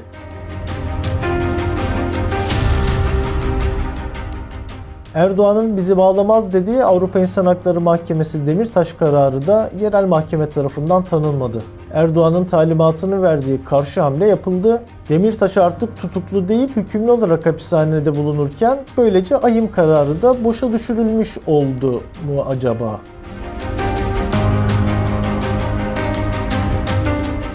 İktidar alenen ve kasti bir şekilde her gün anayasayı çiğnemeye devam ederken artık yargı organlarının anayasanın öngördüğü hukuk düzenine karşı koyduğu bizatihi Anayasa Mahkemesi kararıyla da tescillendi. Peki ne mi oldu? Hakimler ve Savcılar Kurulu Anayasa Mahkemesi kararını tanımayan yargıçları terfi ettirirken iktidar bloğunun hedefleri arasına Anayasa Mahkemesi'nin kapatılması da girdi.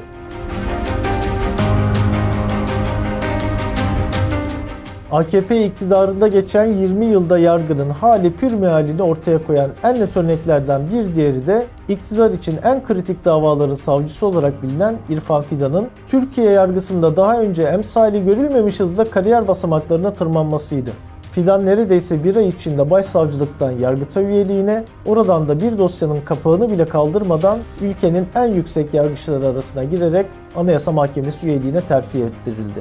Yargıtay tarihinde AYM üyeliğine seçilen 44 yargıcın ortalama görev süresi 9 yıl iken Fidan için bu süre saatler oldu.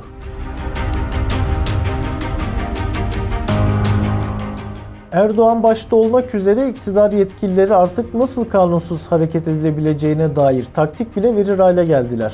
Yargı süreçlerine ve savcılık kararlarına yürütme tarafından yapılan müdahaleler yerleşik hale gelirken, kararları beğenilmeyen yargı mensupları hakkında ise soruşturmalar açıldı, görevden alındılar veya sürgün edildiler.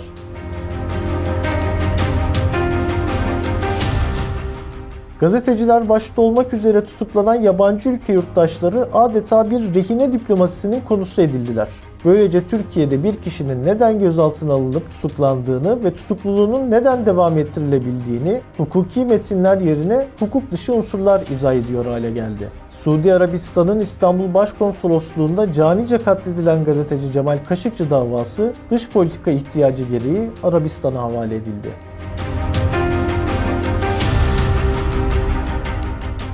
Her seçim öncesi Kürt siyasi hareketinin partilerine ve örgütlerine yönelik kadroları cezaevine doldurma politikasının uygulama alanı da genişletildi. Ana muhalefet partisi CHP'nin İstanbul İl Başkanı Canan Kaftancıoğlu'nun yıllar öncesine ait sosyal medya paylaşımları nedeniyle aldığı ceza Yargıtay'da onandı. Kaftancıoğlu siyasi yasaklı ilan edildi.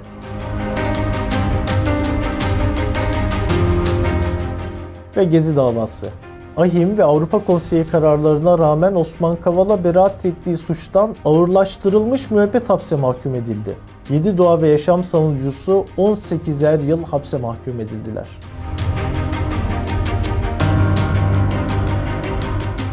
Artık yargı metinlerinde hukuk yerine siyasetin ve dinin referans alındığı Türkiye'de adli yıl Diyanet İşleri Başkanı'nın duasıyla açılıyor. Temiz'in cenazesi çoktan kaldırıldı.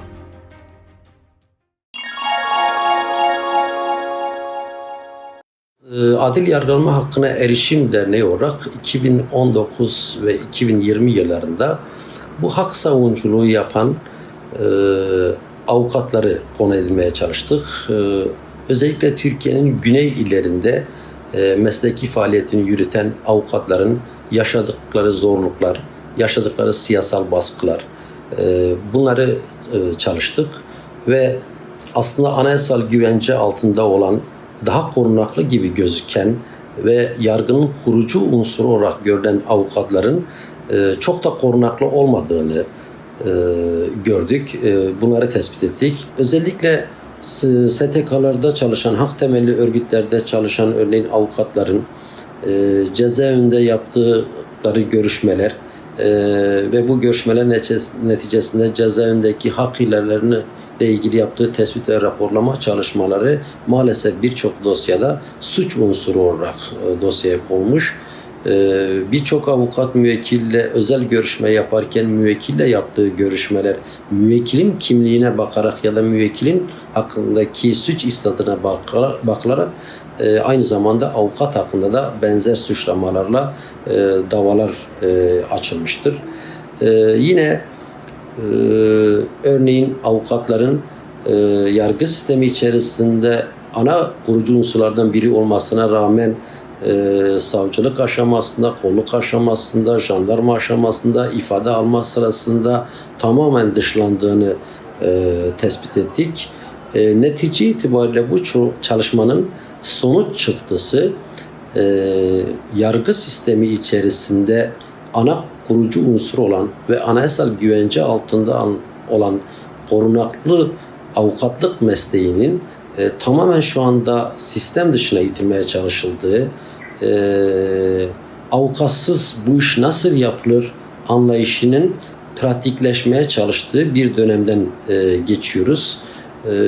Çünkü avukatlar olmadan bu hukuksuzlukları örtbas etmenin daha kolay olacağı, bu hukuksuzlukları, hukuka aykırılıkları, hak ihlallerini daha kolayca meşrulaştırmaya çalışabileceklerini düşünen bir akılla karşı karşıyayız.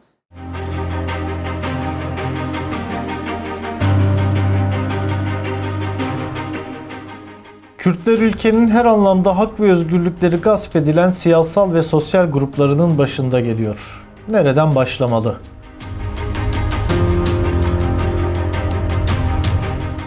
Mart 2019 yerel seçimlerinde Halkların Demokratik Partisi 3'ü büyük şehir olmak üzere 5 il toplam 65 seçim bölgesinde sandıktan önde çıktı.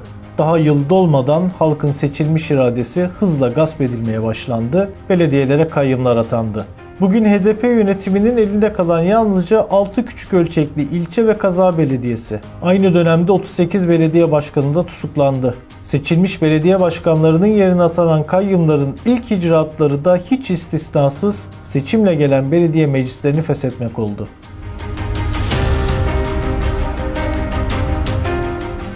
...7 Temmuz 2018'de başlayan Türkiye Büyük Millet Meclisi'nin 27. yasama döneminde meclise gelen dokunulmazlık fezlekelerinin sayısı 1200 civarındaydı. Bu fezlekelerin 3'ünden fazlası HDP'li vekillere aitti. Partinin organize ettiği eylem ve etkinliklerden sosyal medya paylaşımlarına varana dek HDP'lilerin attıkları her adım fezleke konusu yapıldı. Seçilmişlerin vekillikleri düşürüldü.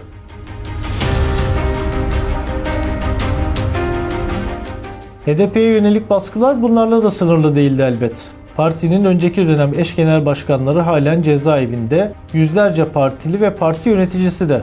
Parti kumpas davalarla hedef alındı. Yetmedi, 13 yıl sonra ilk kez gündeme gelen siyasi parti kapatma davasında milyonlarca seçmenin oyunu alarak Türkiye'nin 3. büyük partisinin kapatılması istemiyle Anayasa Mahkemesi'nde dava açıldı.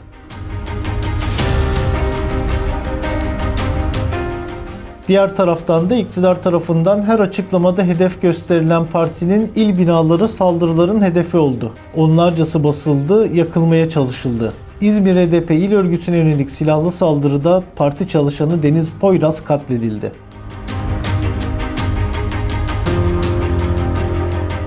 Kürt illeri artık eylem etkinlik yasağı sahası. İç güvenlik bahanesiyle ilan edilen yasaklar pandemi gibi bir krizi mülki idareler için fırsata çevirdi. Haber değeri olan artık yasağın ilan edilmesi değil, edilmemesi.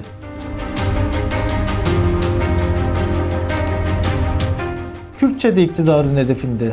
Kürtçe ibadet, Kürtçe şarkı, Kürtçe tiyatro, hatta aldığınız ödül plaketinin üzerindeki Kürtçe ifadeler bile en iyi ihtimalle yasak, çoğunlukla da örgüt üyeliği suçlamalarının delili.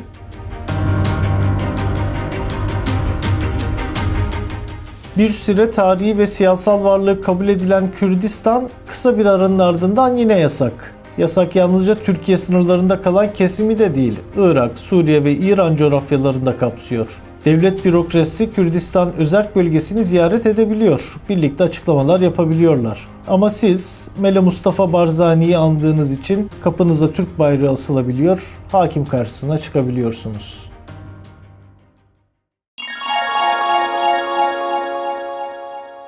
Partimize yönelik sürekli bir propaganda, anti propaganda hali devam ediyor. Özellikle AKP Genel Başkanı Erdoğan, yine MHP Genel Başkanı Bahçeli ve partinin ittifaklarının değişik sözcüleri sürekli HDP'yi kriminalize eden, ayrıştıran, Kürtleri ötekileştiren, bir düşmanlık yaratan bir iklim yaratılıyor.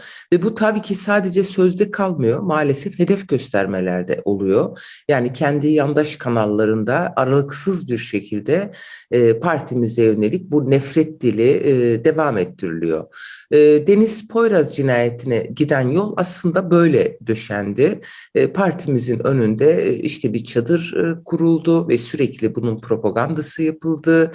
Polisler tarafından kurulan bir çadır, polisler tarafından korunan bir çadır, polis derken İçişleri Bakanlığı ve tabii ki iktidarı kastediyorum nihayetinde. Ve bu hedef göstermeler sonucunda bir katil, Onur Gencer isimli katil arkasındaki güce dayanarak çok rahatlıkla gidip partimizin içine girmiş, genç bir kadın arkadaşımızı hunharca katletmiş ve sonra elini kolunu sallayarak dışarı çıkabilmiştir. Ve şu ana kadar bile bu katilin arkasındaki güç, organize edilen süreç ya da işte buna hem maddi hem lojistik destek veren, yani farklı şekillerde, bunların hiçbiri dava dosyasında açığa çıkarılmıyor. Sanki sadece bir kişi tetiği çekti ve bu cinayet işlendi gibi bir hava yaratılmaya çalışılıyor. Türkiye siyasi tarihinde de doğrusu benzer bir olay yaşanmadı. Yani bir siyasi partinin il binasının içinde ve onlarca polis kapıdayken böyle bir cinayet işlenmedi daha önce. Bu çok önemli bir dava dosyası, bir cinayet, bir arkadaşımızı kaybettik ama bu siyasi olarak asla üstünün kapatılmaması gereken bir olay, bir katliam aslında. Bir kişi ölmüş olabilir ama katil bir de hiç sıkılmadan, üzüntü belirtisi bile göstermeden orada kaç kişi olsa hepsini öldürecektim, ben bu kararla gittim diyor. Tabii bu cinayeti şöyle özetlersem kesinlikle bütün deliller bunun desteklendiğini, organize edildiğini, önceden keşif yapıldığını ve bu cinayetin adım adım planlandığını ortaya koyuyor. Tabii sadece İzmir İl Binamıza yapılan saldırı değil, hakkımızda, partimiz hakkında açılan kapatma davası da yine bu siyasi kampanyanın, Cumhur İttifakı'nın, Bahçeli ve Erdoğan'ın söylemleriyle açılan bir kapatma davasıyla karşı karşıyayız. Kapatma davasının içeriğinde bir fiil yok, bir suç tabii ki yok. Tamamen partimizi demokratik siyaset dışına itmek için bizlerin, vekillerin, eş başkanlarımızın, parti yöneticilerimizin düşünce ve ifade özgürlüğü kapsamında yaptığı açıklamalar kapatma davasının konusu haline getirilmiş durumda.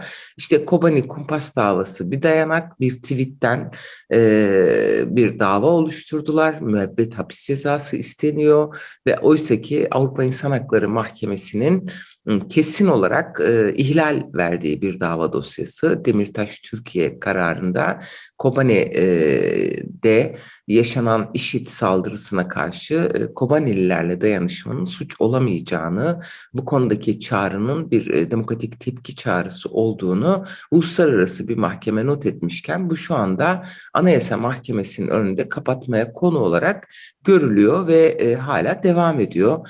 Bunun gibi sayısız davayla yüz yüzeyiz ve bunların tamamı HDP'nin Türkiye siyasetine dair söylemi, politikası, açıklamaları ve mücadelesini kapsıyor. Neticede biz bir siyasi parti olarak bu ülkede tüm farklı kimliklerin, inançların, dillerin eşit ve özgürlük temelinde bir arada yaşamını savunan bir partiyiz ve Kürt meselesinin de kesinlikle çözümünün, demokratik ve barışçıl yollarla çözümünün Türkiye'nin demokratik yani yaşamının vazgeçilmez bir unsuru olarak orta yerde durduğunu söylüyoruz. Özcesi Türkiye'de düşünce ve ifade özgürlüğü yok. Yargı tarafsızlığı ve bağımsızlığı yok. Artık yargı var mı yok mu tartışması yapılıyor. Çünkü tamamen iktidarın emir ve talimatlarıyla işletilen bir yargılama pratiğiyle karşı karşıyayız. Başta Kürtlere, Kürt siyasi hareketine, onun dışında HDP'ye, diğer muhalif güçlere yönelen yargı silahı yıkmaya, demokratik yaşamı temelinden sarsmaya devam ediyor. Bunun çıkışı da hep birlikte mücadele etmekten ve demokrasiyi tesis etmekten geçiyor.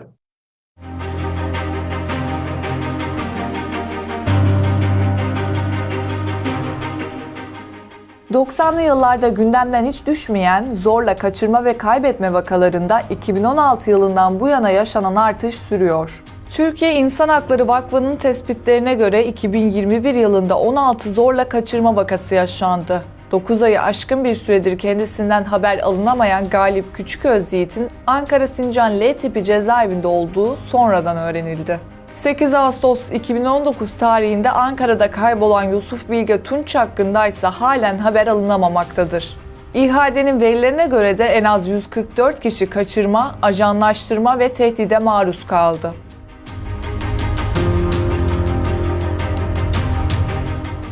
Türkiye'de 266.575 kişilik kapasiteye sahip olmasına rağmen 294.930 tutuklu ve hükümlü bulunduğu cezaevlerindeki hak ihlallerinde ciddi bir artış dikkat çekmeye devam etti.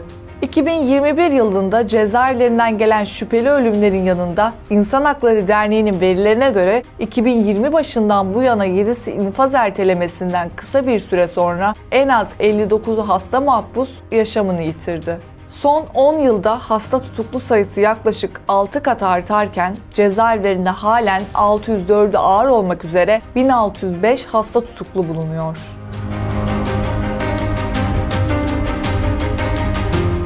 Ankara Emniyet Müdürlüğü'nde yaşanan işkence vakalarına ilişkin halen hiçbir adli ve idari işlem yapılmadı. Ancak Şırnak'ın İdil ilçesinde 3 Eylül'de polisin zırhlı aracının çarpması sonucu yaşamını yitiren 7 yaşındaki Miraç Miroğlu için yapılan eyleme katılanlar halkı kin ve düşmanlığa tahrik iddiasıyla yargılanıyorlar.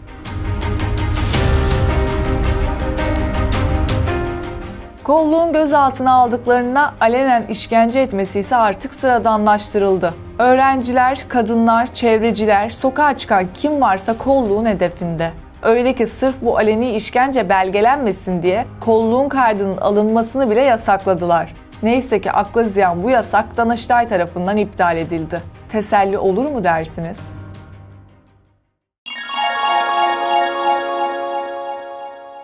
Türkiye'de 383 cezaevi var ve 37 cezaevi de yapım aşamasında.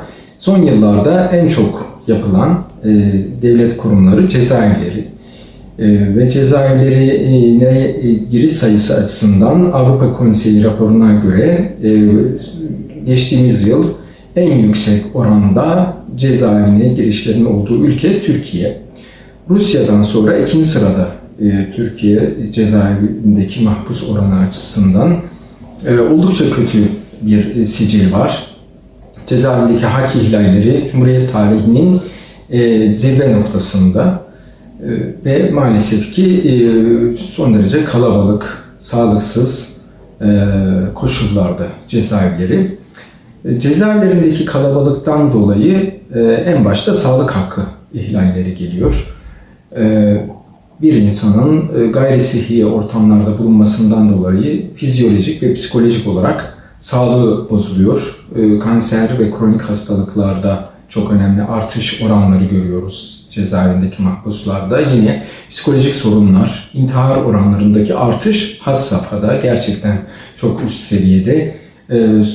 Son 3-4 aydaki ölüm sayıları 30'u geçmiş durumda. Ve gerçekten son derece kötü bir hal arz ediyor. İnsanlar çaresizlik içinde, bunalım içinde ve bütün bunların yanı sıra hak ihlalleri had safhada, güvenlik görevlilerin yanı sıra cezaevi görevlileri de kendilerini son derece rahat hissederek mahpuslara istedikleri ihlalleri yapabiliyorlar ve sorgulanmıyorlar. Mahpuslar birçok ihlale uğruyor, çıplak aramalara uğruyor, bunlara itiraz ediyorlar, darp ediliyorlar ve darp edildikten sonra da disiplin cezaları alıyorlar. Denetimli serbestlikleri, koşullu salıverilmeleri yakılıyor. Şikayet ettikleri görevliler hakkında tek bir işlem yapılmıyor. Savcılıklar tamamen devlet kurumu gibi çalışıyor ve mahpuslar en ağır ihlaller altında kalan grup oluyor. Sohbet hakları, kitap okuma hakları, görüşlerdeki sıkıntılar ve diğer hak ihlalleri de yine yoğun safhada.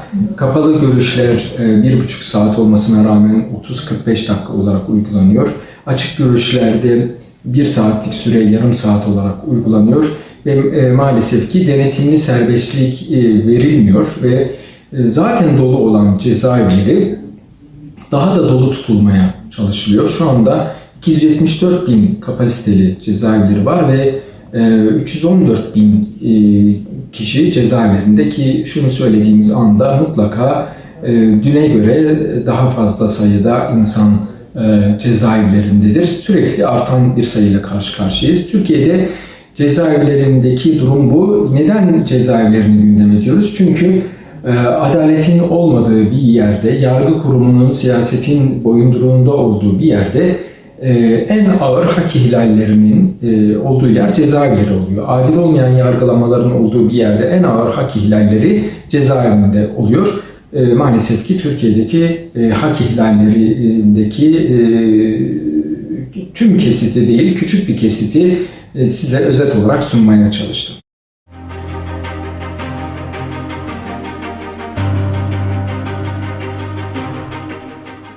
Dünya 2019 yılından bu yana yeni tip koronavirüs salgını ile mücadele ederken Türkiye'de resmi olarak ilk vakanın açıklandığı 2020 yılının Mart ayı ile birlikte Cumhurbaşkanlığı kararlarıyla yürütülen yasaklar pandemi ile ilgili olmaktan çok hükümetin çıkarlarına göre şekillendi. Sağlık meslek örgütlerinden ve bilim insanlarından gelen tüm tepki ve eleştirilere rağmen bildiğini okumayı sürdüren iktidar salgını yasaklar açısından da fırsata çevirdi.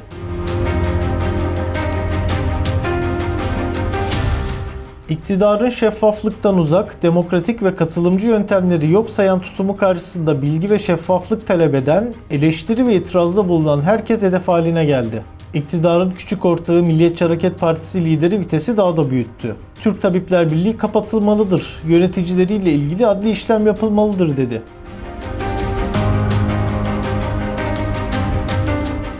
Tabip odaları pandemiyle ilgili görüş ve önerileri, gazeteciler de pandemiyle ilgili haberleri nedeniyle soruşturmaların hedefi oldu.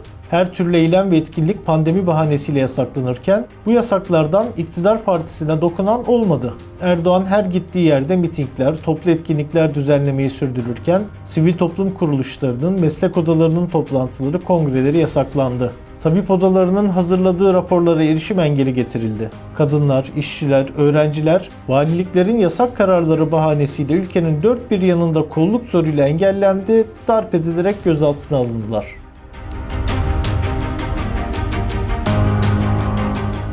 Salgınla mücadelenin verileri gizlemekle sağlanacağını zanneden iktidar, uzmanların, sağlık meslek örgütlerinin uyarıları ve önerilerini hiç dinlemedi. Bilim insanlarının açıklanmasını istedikleri veriler şeffaf biçimde paylaşılmadı.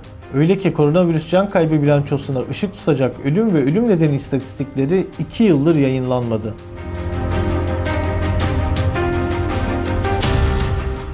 Halk sağlığını değil, ekonomiyi önceleyen politikalar nedeniyle önlemlerin hızla gevşetilmesi veya kaldırılması, vaka sayılarının patlamasına ve ölümlerin artmasına yol açtı. Salgına karşı en güçlü silah olan aşılamada etkili bir kampanya yürütülemedi. Resmi verilere göre salgının başından bu yana kayda geçen her 4 ölümden 3'ü 2021 yılında meydana geldi.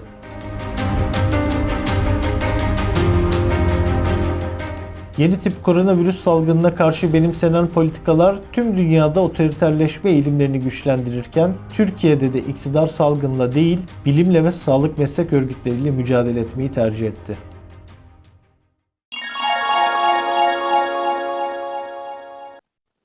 Merhaba.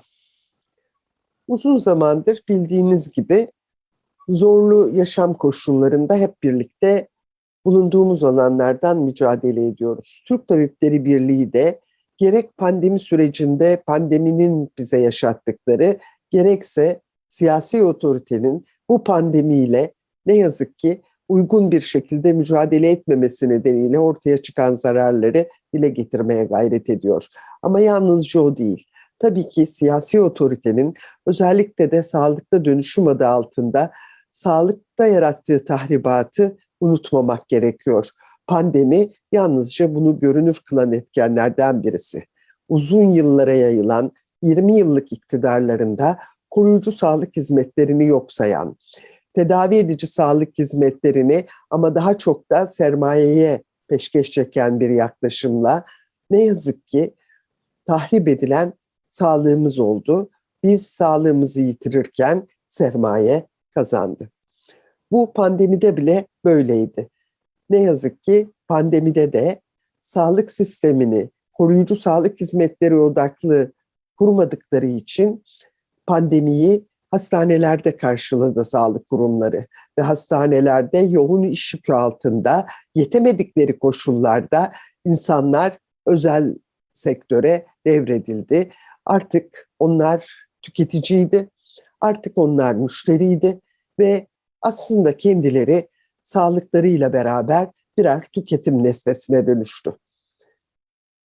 Tabii ki bu yetmedi ve pandemi sürecinde o yetememe hali aslında fazladan ölümlerle, yani sağlık hakkına erişemedikleri için bizim karşımıza yaşam hakkı ihlalleri olarak çıktı. Evet, neredeyse 300 bine varan fazladan ölümle aslında bu pandeminin bedelini çok ağır ödedik biz. Ama bu pandeminin bedeli değildi. Bu sağlıkta dönüşümün bedeliydi. Evet, açlık sınırında ücretler alan meslektaşlarımız biraz olsun ücretlerini arttırabilmek için performans sistemiyle ödemeyi kendileri için olumlu gibi değerlendirdiler. Ama ne yazık ki o performans sistemi hem hastalara ayrılan zamanın sınırlanmasına hem de yeterli zaman ayıramadıkları için tanı koyma konusunda yaşadıkları güçlükleri ortadan kaldırabilmek için daha fazla tetkike yönelmelerine ve dolayısıyla sağlık hizmetinin iyice pahalı hale gelmesine neden oldu.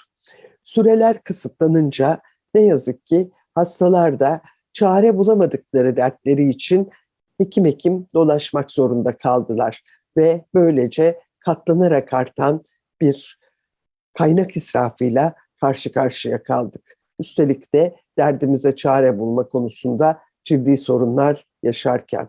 Peki bunun sorumlusunu nasıl değerlendirdi toplum? Ne yazık ki karşısında gördüğüyle değerlendirdi ve hekimlere, sağlık emekçilerine şiddet olarak döndü bu sorunların çözümsüz kalması. Sağlık otoritesine değil, siyasi otoriteye değil ama hekime, hemşireye, teknikere yöneldi şiddet ve ne yazık ki böyle bir süreçte artık alanda kalmaktan vazgeçti meslektaşlarımız. Giderek uzaklaşan, o tükenmeyi kendilerini belki yurt dışında bir çalışma ortamında daha güvenli tutacakları düşüncesiyle başka bir yönelimle karşı karşıya kaldık. Kamu üniversitelerinde akademik ortamın giderek tahrip olması, akademik özgürlüklerin, özerkliğin yok edilmesi nedeniyle akademik alanda da ciddi bir çöküş yaşandı ve öğretim üyeleri artık bu koşullarda çalışmak istemedikleri için ayrılmak zorunda kaldılar. Erken emekliliklerle karşı karşıya kaldık. İstifalar karşımıza çıktı. Artık kamuda bize sağlık hizmeti sunacak hekim bulmakta zorlanıyoruz. Randevular eskiden Sosyal Sigortalar Kurumu hastaneleri için şikayet vesilesiyken artık evlerin içinde görünmez telefonların ardına sığındı. Evet, kuyruklar devam ediyor. Sağlık hizmetinin niteliği her gün biraz daha düşüyor ve biz 5 dakikada sağlık olmaz derken aslında nitelikli ve etik ilkelerimize uygun hekimlik yapmak istediğimizi dile getiriyoruz. O nedenle gelin siz de sesimiz olun, sesimize sesinizi katın.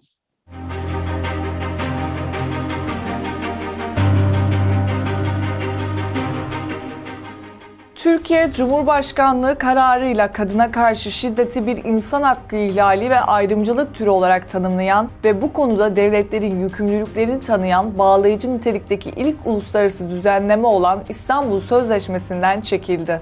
Erdoğan isteyince uluslararası bir sözleşmeden bile tek kalemde çıkılması Türkiye'nin geldiği durumun en trajik örneklerinden biri oldu. Kadınlar İstanbul Sözleşmesi'ni savunmaya devam ederken polis engeli, şiddet ve gözaltıyla karşılaştı. Eylemlerde en az 178 kişi gözaltına alındı, 23 dava açıldı. Kadın cinayetlerine ise maalesef her gün yenileri eklendi. Erkekler iktidar ve yargı kararlarıyla şiddet için cesaretlendirildi. Reva görülerine itiraz eden kadınlar yalnızca kolluk eliyle değil, yargı yoluyla da susturulmaya çalışılıyor. Tecavüzcü devlet görevlisi ise onu ismiyle çağırmanız, tecavüzcü demeniz de yolunuzu adliyeye düşürüyor. Hakaret suçlamasının muhatabı olabiliyorsunuz. Katledilen kız kardeşleriniz için sokağa çıktığınızda da gözaltına alınıyor, toplantı ve gösteri yürüyüşü hakkınız da elinizden alınıyor.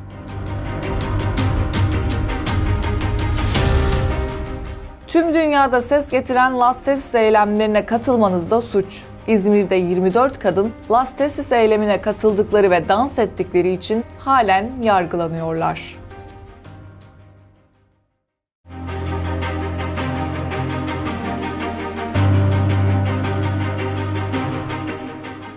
Türkiye'de LGBT artılara yönelik süregelen hak ihlalleri her geçen gün daha da derinleşirken, diğer yandan da bunların yanına yeni alanlarda yeni hak ihlalleri ekleniyor.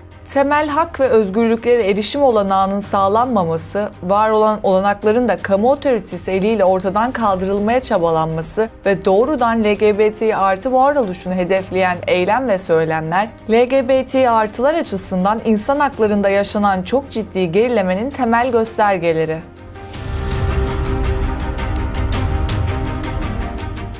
LGBT artılar bir yandan iktidar temsilcilerinden gelen nefretin, diğer yandan da buna paralel iktidara yakınlığıyla bilinen medya organları üzerinden süregelen nefret kampanyalarının sürekli hedefi halinde.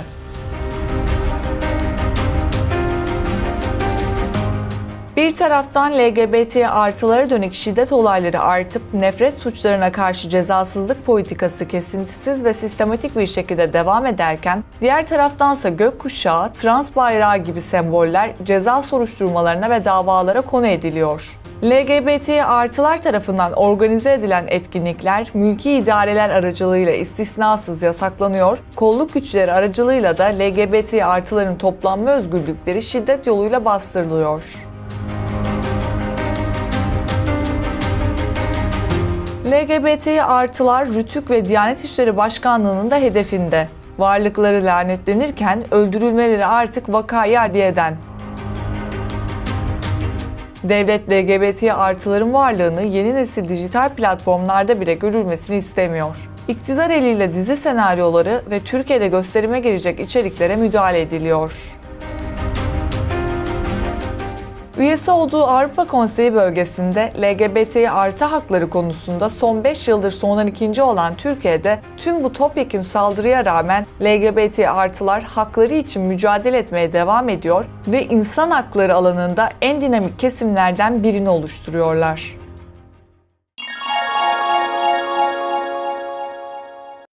Türkiye'nin her ilinde eylemlerle, politika önererek bir kadın cinayetlerini durdurma mücadelesi veriyoruz.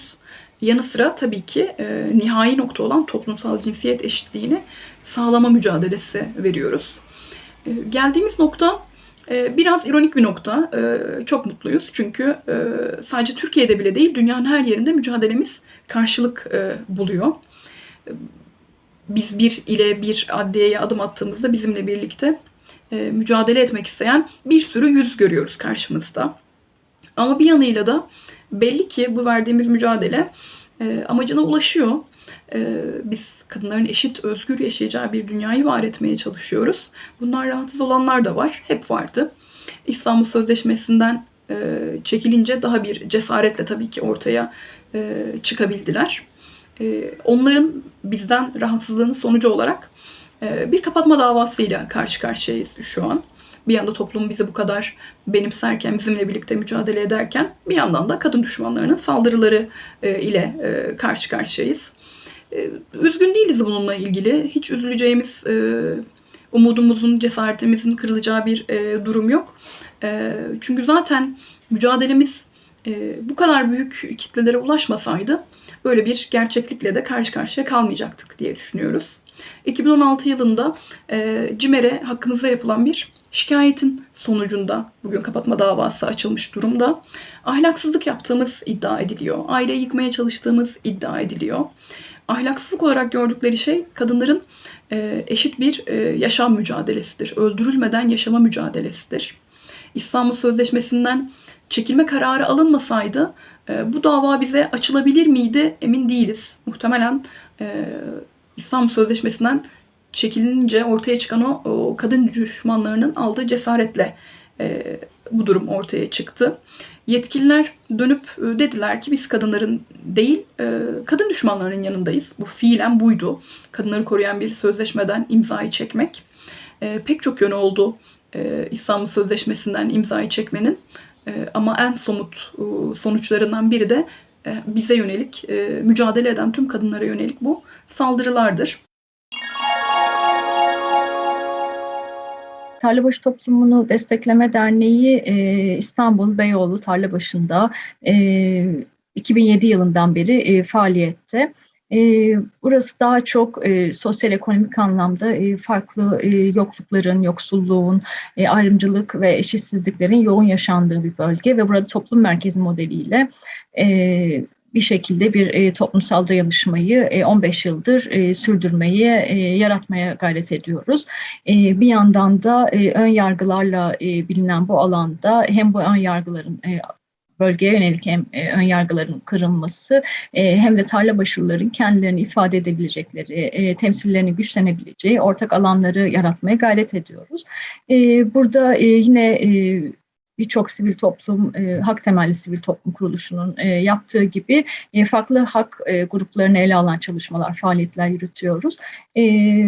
Bu kapsamda da geçen yıl 2021 Haziran'ında dernek gönüllülerine yönelik olarak bir çalışma planlamıştık. LGBTİ artı çocukları konu eden bir el rehberini konu edecek, ele alacak bir etkinlikti bu. Bunun duyurusu ardından bazı medya organlarında çıkan karalama ve çarpıtma haberleriyle hedef haline gelmiş olduk. Ve bir yıla yakın zamandır medyada ve sosyal medyada bu hedef göstermeler devam etmekte. Dediğim gibi bunlar üzerine tabii kurum hakkında, dernek hakkında denetimler yürütüldü ve bunların sonucunda da maalesef açılmış davalar, 2 ayrı dava şu anda söz konusu. Aslında bakıldığında dernek fesini gerekçe olmaması gereken konular temel alınarak açılmış davalar bunlar.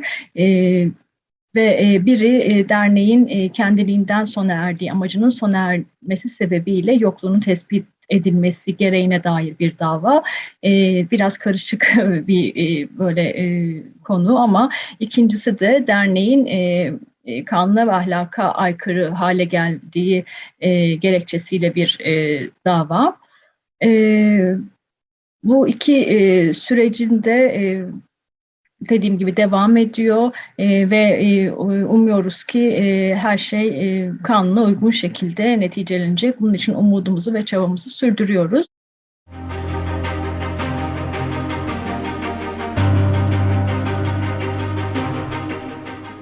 Bir ülkede demokrasi düzeyini ölçen bir barometre olarak işlev gören temel bir hak olan örgütlenme özgürlüğü her ne kadar gerek evrensel insan hakları hukuku normlarıyla gerekse anayasa ve ilgili kanunlarca güvence altında bulunsa da Türkiye'de kağıt üzerinde kalan hak ve özgürlüklerden birisi.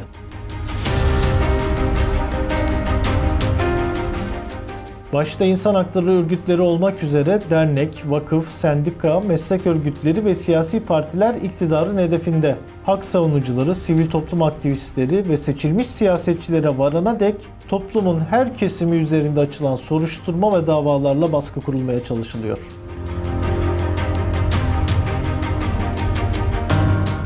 İktidar, Cumhuriyet tarihinin en büyük fişlemesini yasalaştıran düzenleme ile derneklere, üyeleriyle üyeliği sona erenlerin bilgilerinin mülki amirlere bildirilmesi zorunluluğunu getirdi. İçişleri Bakanlığı'nın dernekleri denetleme konusundaki yetkileri arttırılırken, sivil toplum kuruluşlarına kayyum atama yetkisi de verildi bakanlığa. Amacının ismiyle hiç ilgisi olmayan kitle imha silahlarının yayılmasının finansmanının önlenmesine dair kanun ile dernek ve vakıfların artık tek bir imza ile kapatılması mümkün. Bakanlığa haklarında kovuşturma açılan dernek yöneticilerini görevden uzaklaştırma, dernek faaliyetlerini durdurma ve derneğin yönetimine el konulması yetkileri de verildi. Hemen ardından da derneklere kapatma davaları açılmaya başlandı.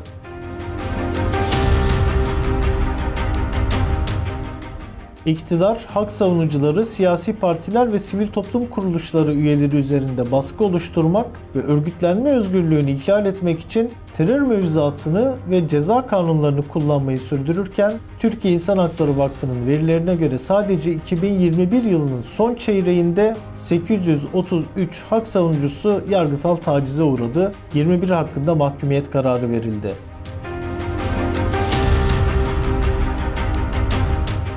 Sonuç, hak aramanın önünü kesmek, toplumu sindirmek için örgütlenme özgürlüğü de hedefte.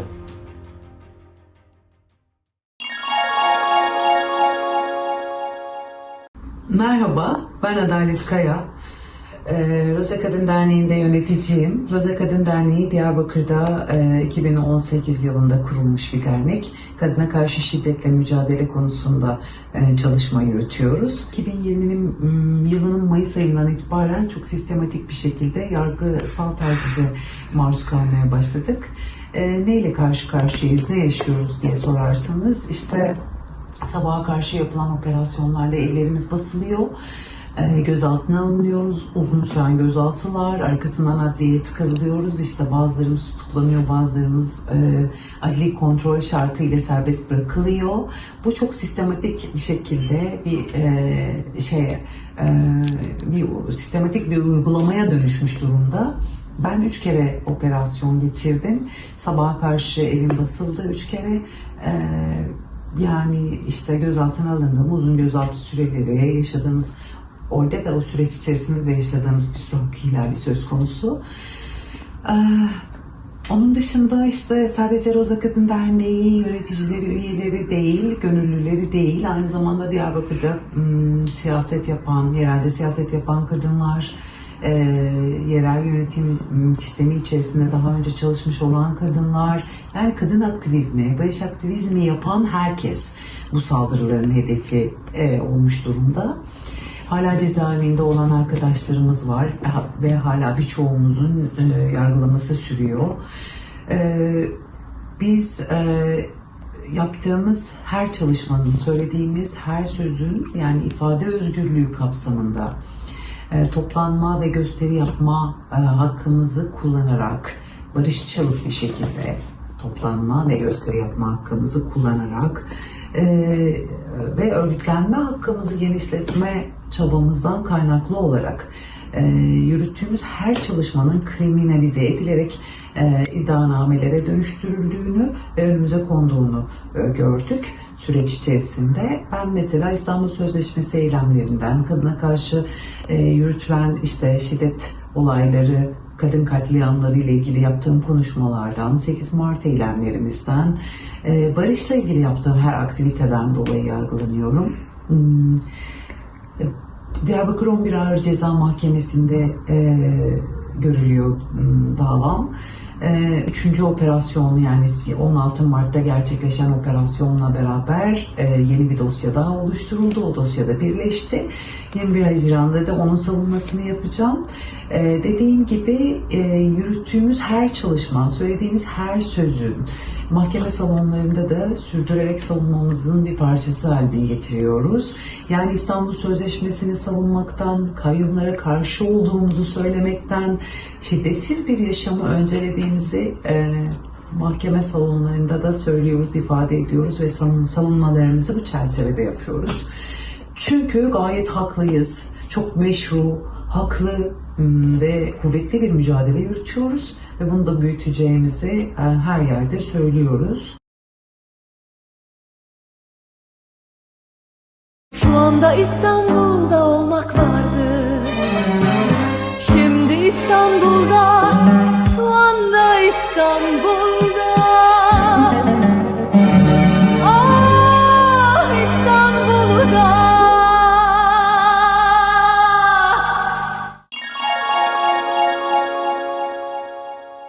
İstanbul buluşması bu yıl Tayyip Erdoğan diktasının tam da İsveç ve Finlandiya'nın NATO'ya üye olma isteğini fırsat bilerek sürgündeki muhaliflerine karşı yeni bir saldırı kampanyası başlattığı günlere rastlıyor.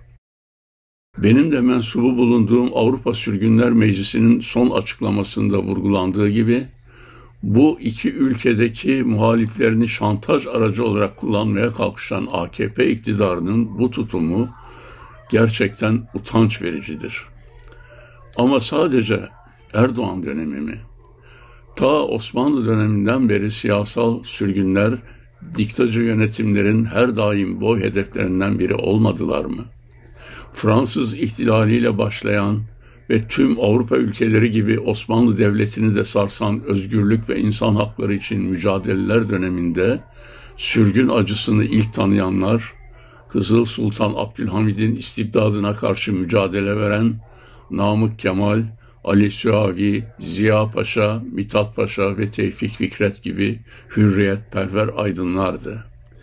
1876'da ilan edilen 1. Meşrutiyetin Abdülhamit tarafından rafa kaldırılmasından sonra İstanbul ve Selanik gibi iki Osmanlı metropolünün yanı sıra Kahire, Paris, Londra ve Cenevre'de organize olan Jön Türkler ikinci sürgün kuşağını oluşturdular. 20. yüzyılın ilk büyük sürgünü de yine 1915 soykırımından kurtularak tüm dünyada diasporalar oluşturan Ermeni ve Asurilere aitti. Onu 1919'dan itibaren Rumların kitlesel sürgünleri izledi. 1945'te CHP iktidarının kışkırtıp yönettiği tam baskınından sonra 50'li yıllarda iki büyük gazeteci Sabiha Sertel ve Zekeriya Sertel, yıllarca zindanda yatırılan büyük şair Nazım Hikmet, artık ülkede özgürce çalışma olanağı kalmadığı, yaşamları tehlikede olduğu için Türkiye'den ayrılmak zorunda kaldılar. Ama sürgünü kitleselleştiren hiç kuşkusuz Türkiye'deki 12 Mart 1971 ve 12 Eylül 1980 askeri darbeleri oldu.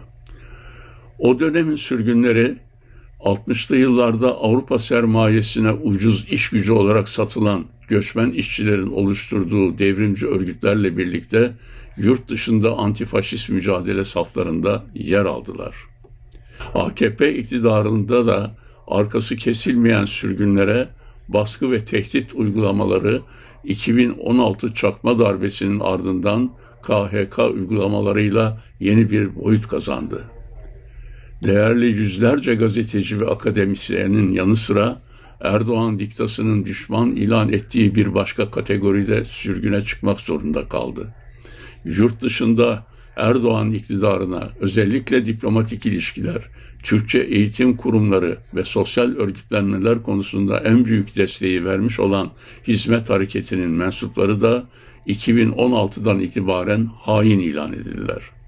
Evet, ülkemizin tarihi Osmanlı'da başlayıp Cumhuriyet döneminde de ardı arkası kesilmeyen Ermeni, Asuri, Grek, Kürt, Ezidi, Alevi soykırımlarıyla, Trakya'yı Yahudilerden temizleme operasyonuyla, Müslüman ve Türk olmayanları hedef alan varlık vergisi uygulamasıyla, 6-7 Eylül, Kahramanmaraş, Çorum, Sivas pogromlarıyla bir sürgünler tarihidir. Ben ve eşim İnci Tuğsavul yarım yüzyıl geçti, hala sürgündeyiz. İkimiz de çok iyi biliyoruz. İleri yaşlarda ne yapsan nafile, pas demiri yiyor. Bir gün bu toplantıda olduğu gibi sadece suretlerimizle değil, ismen değil, cismen de gerçekten güzelim ülkemizde olacak mıyız bilmiyorum. Türkiye'de seçimler yaklaşıyor.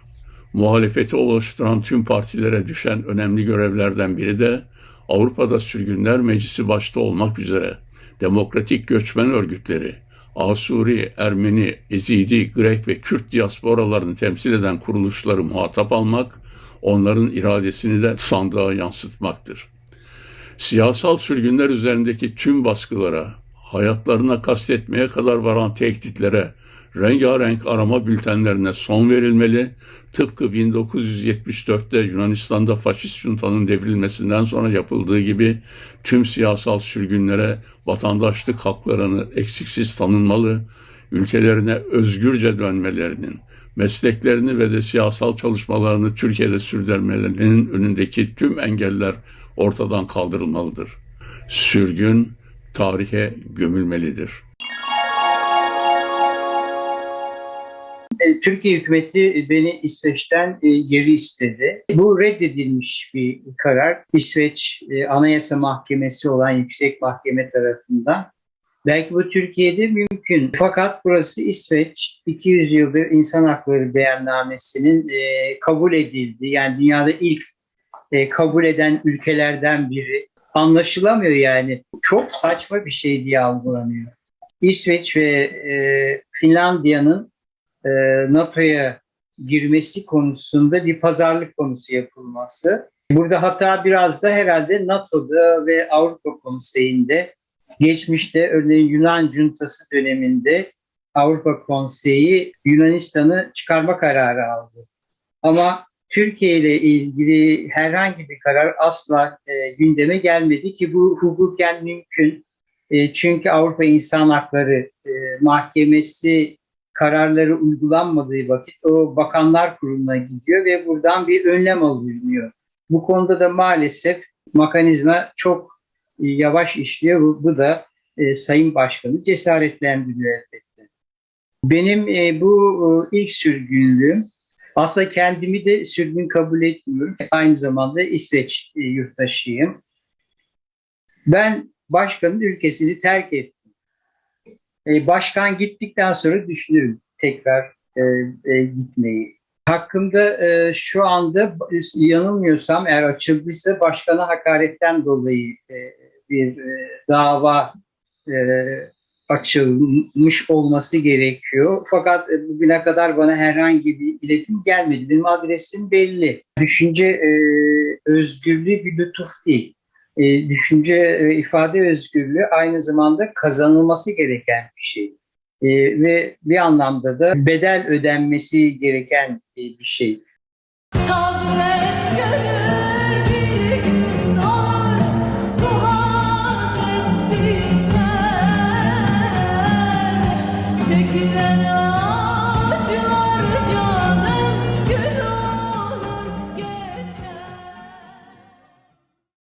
Yarın oturumlarımız 13'te başlayıp 18.30'a kadar sürecek. İsterseniz İngilizce, isterseniz Türkçe linklerimizden canlı olarak izleyebilirsiniz. Şimdilik iyi akşamlar hepinize.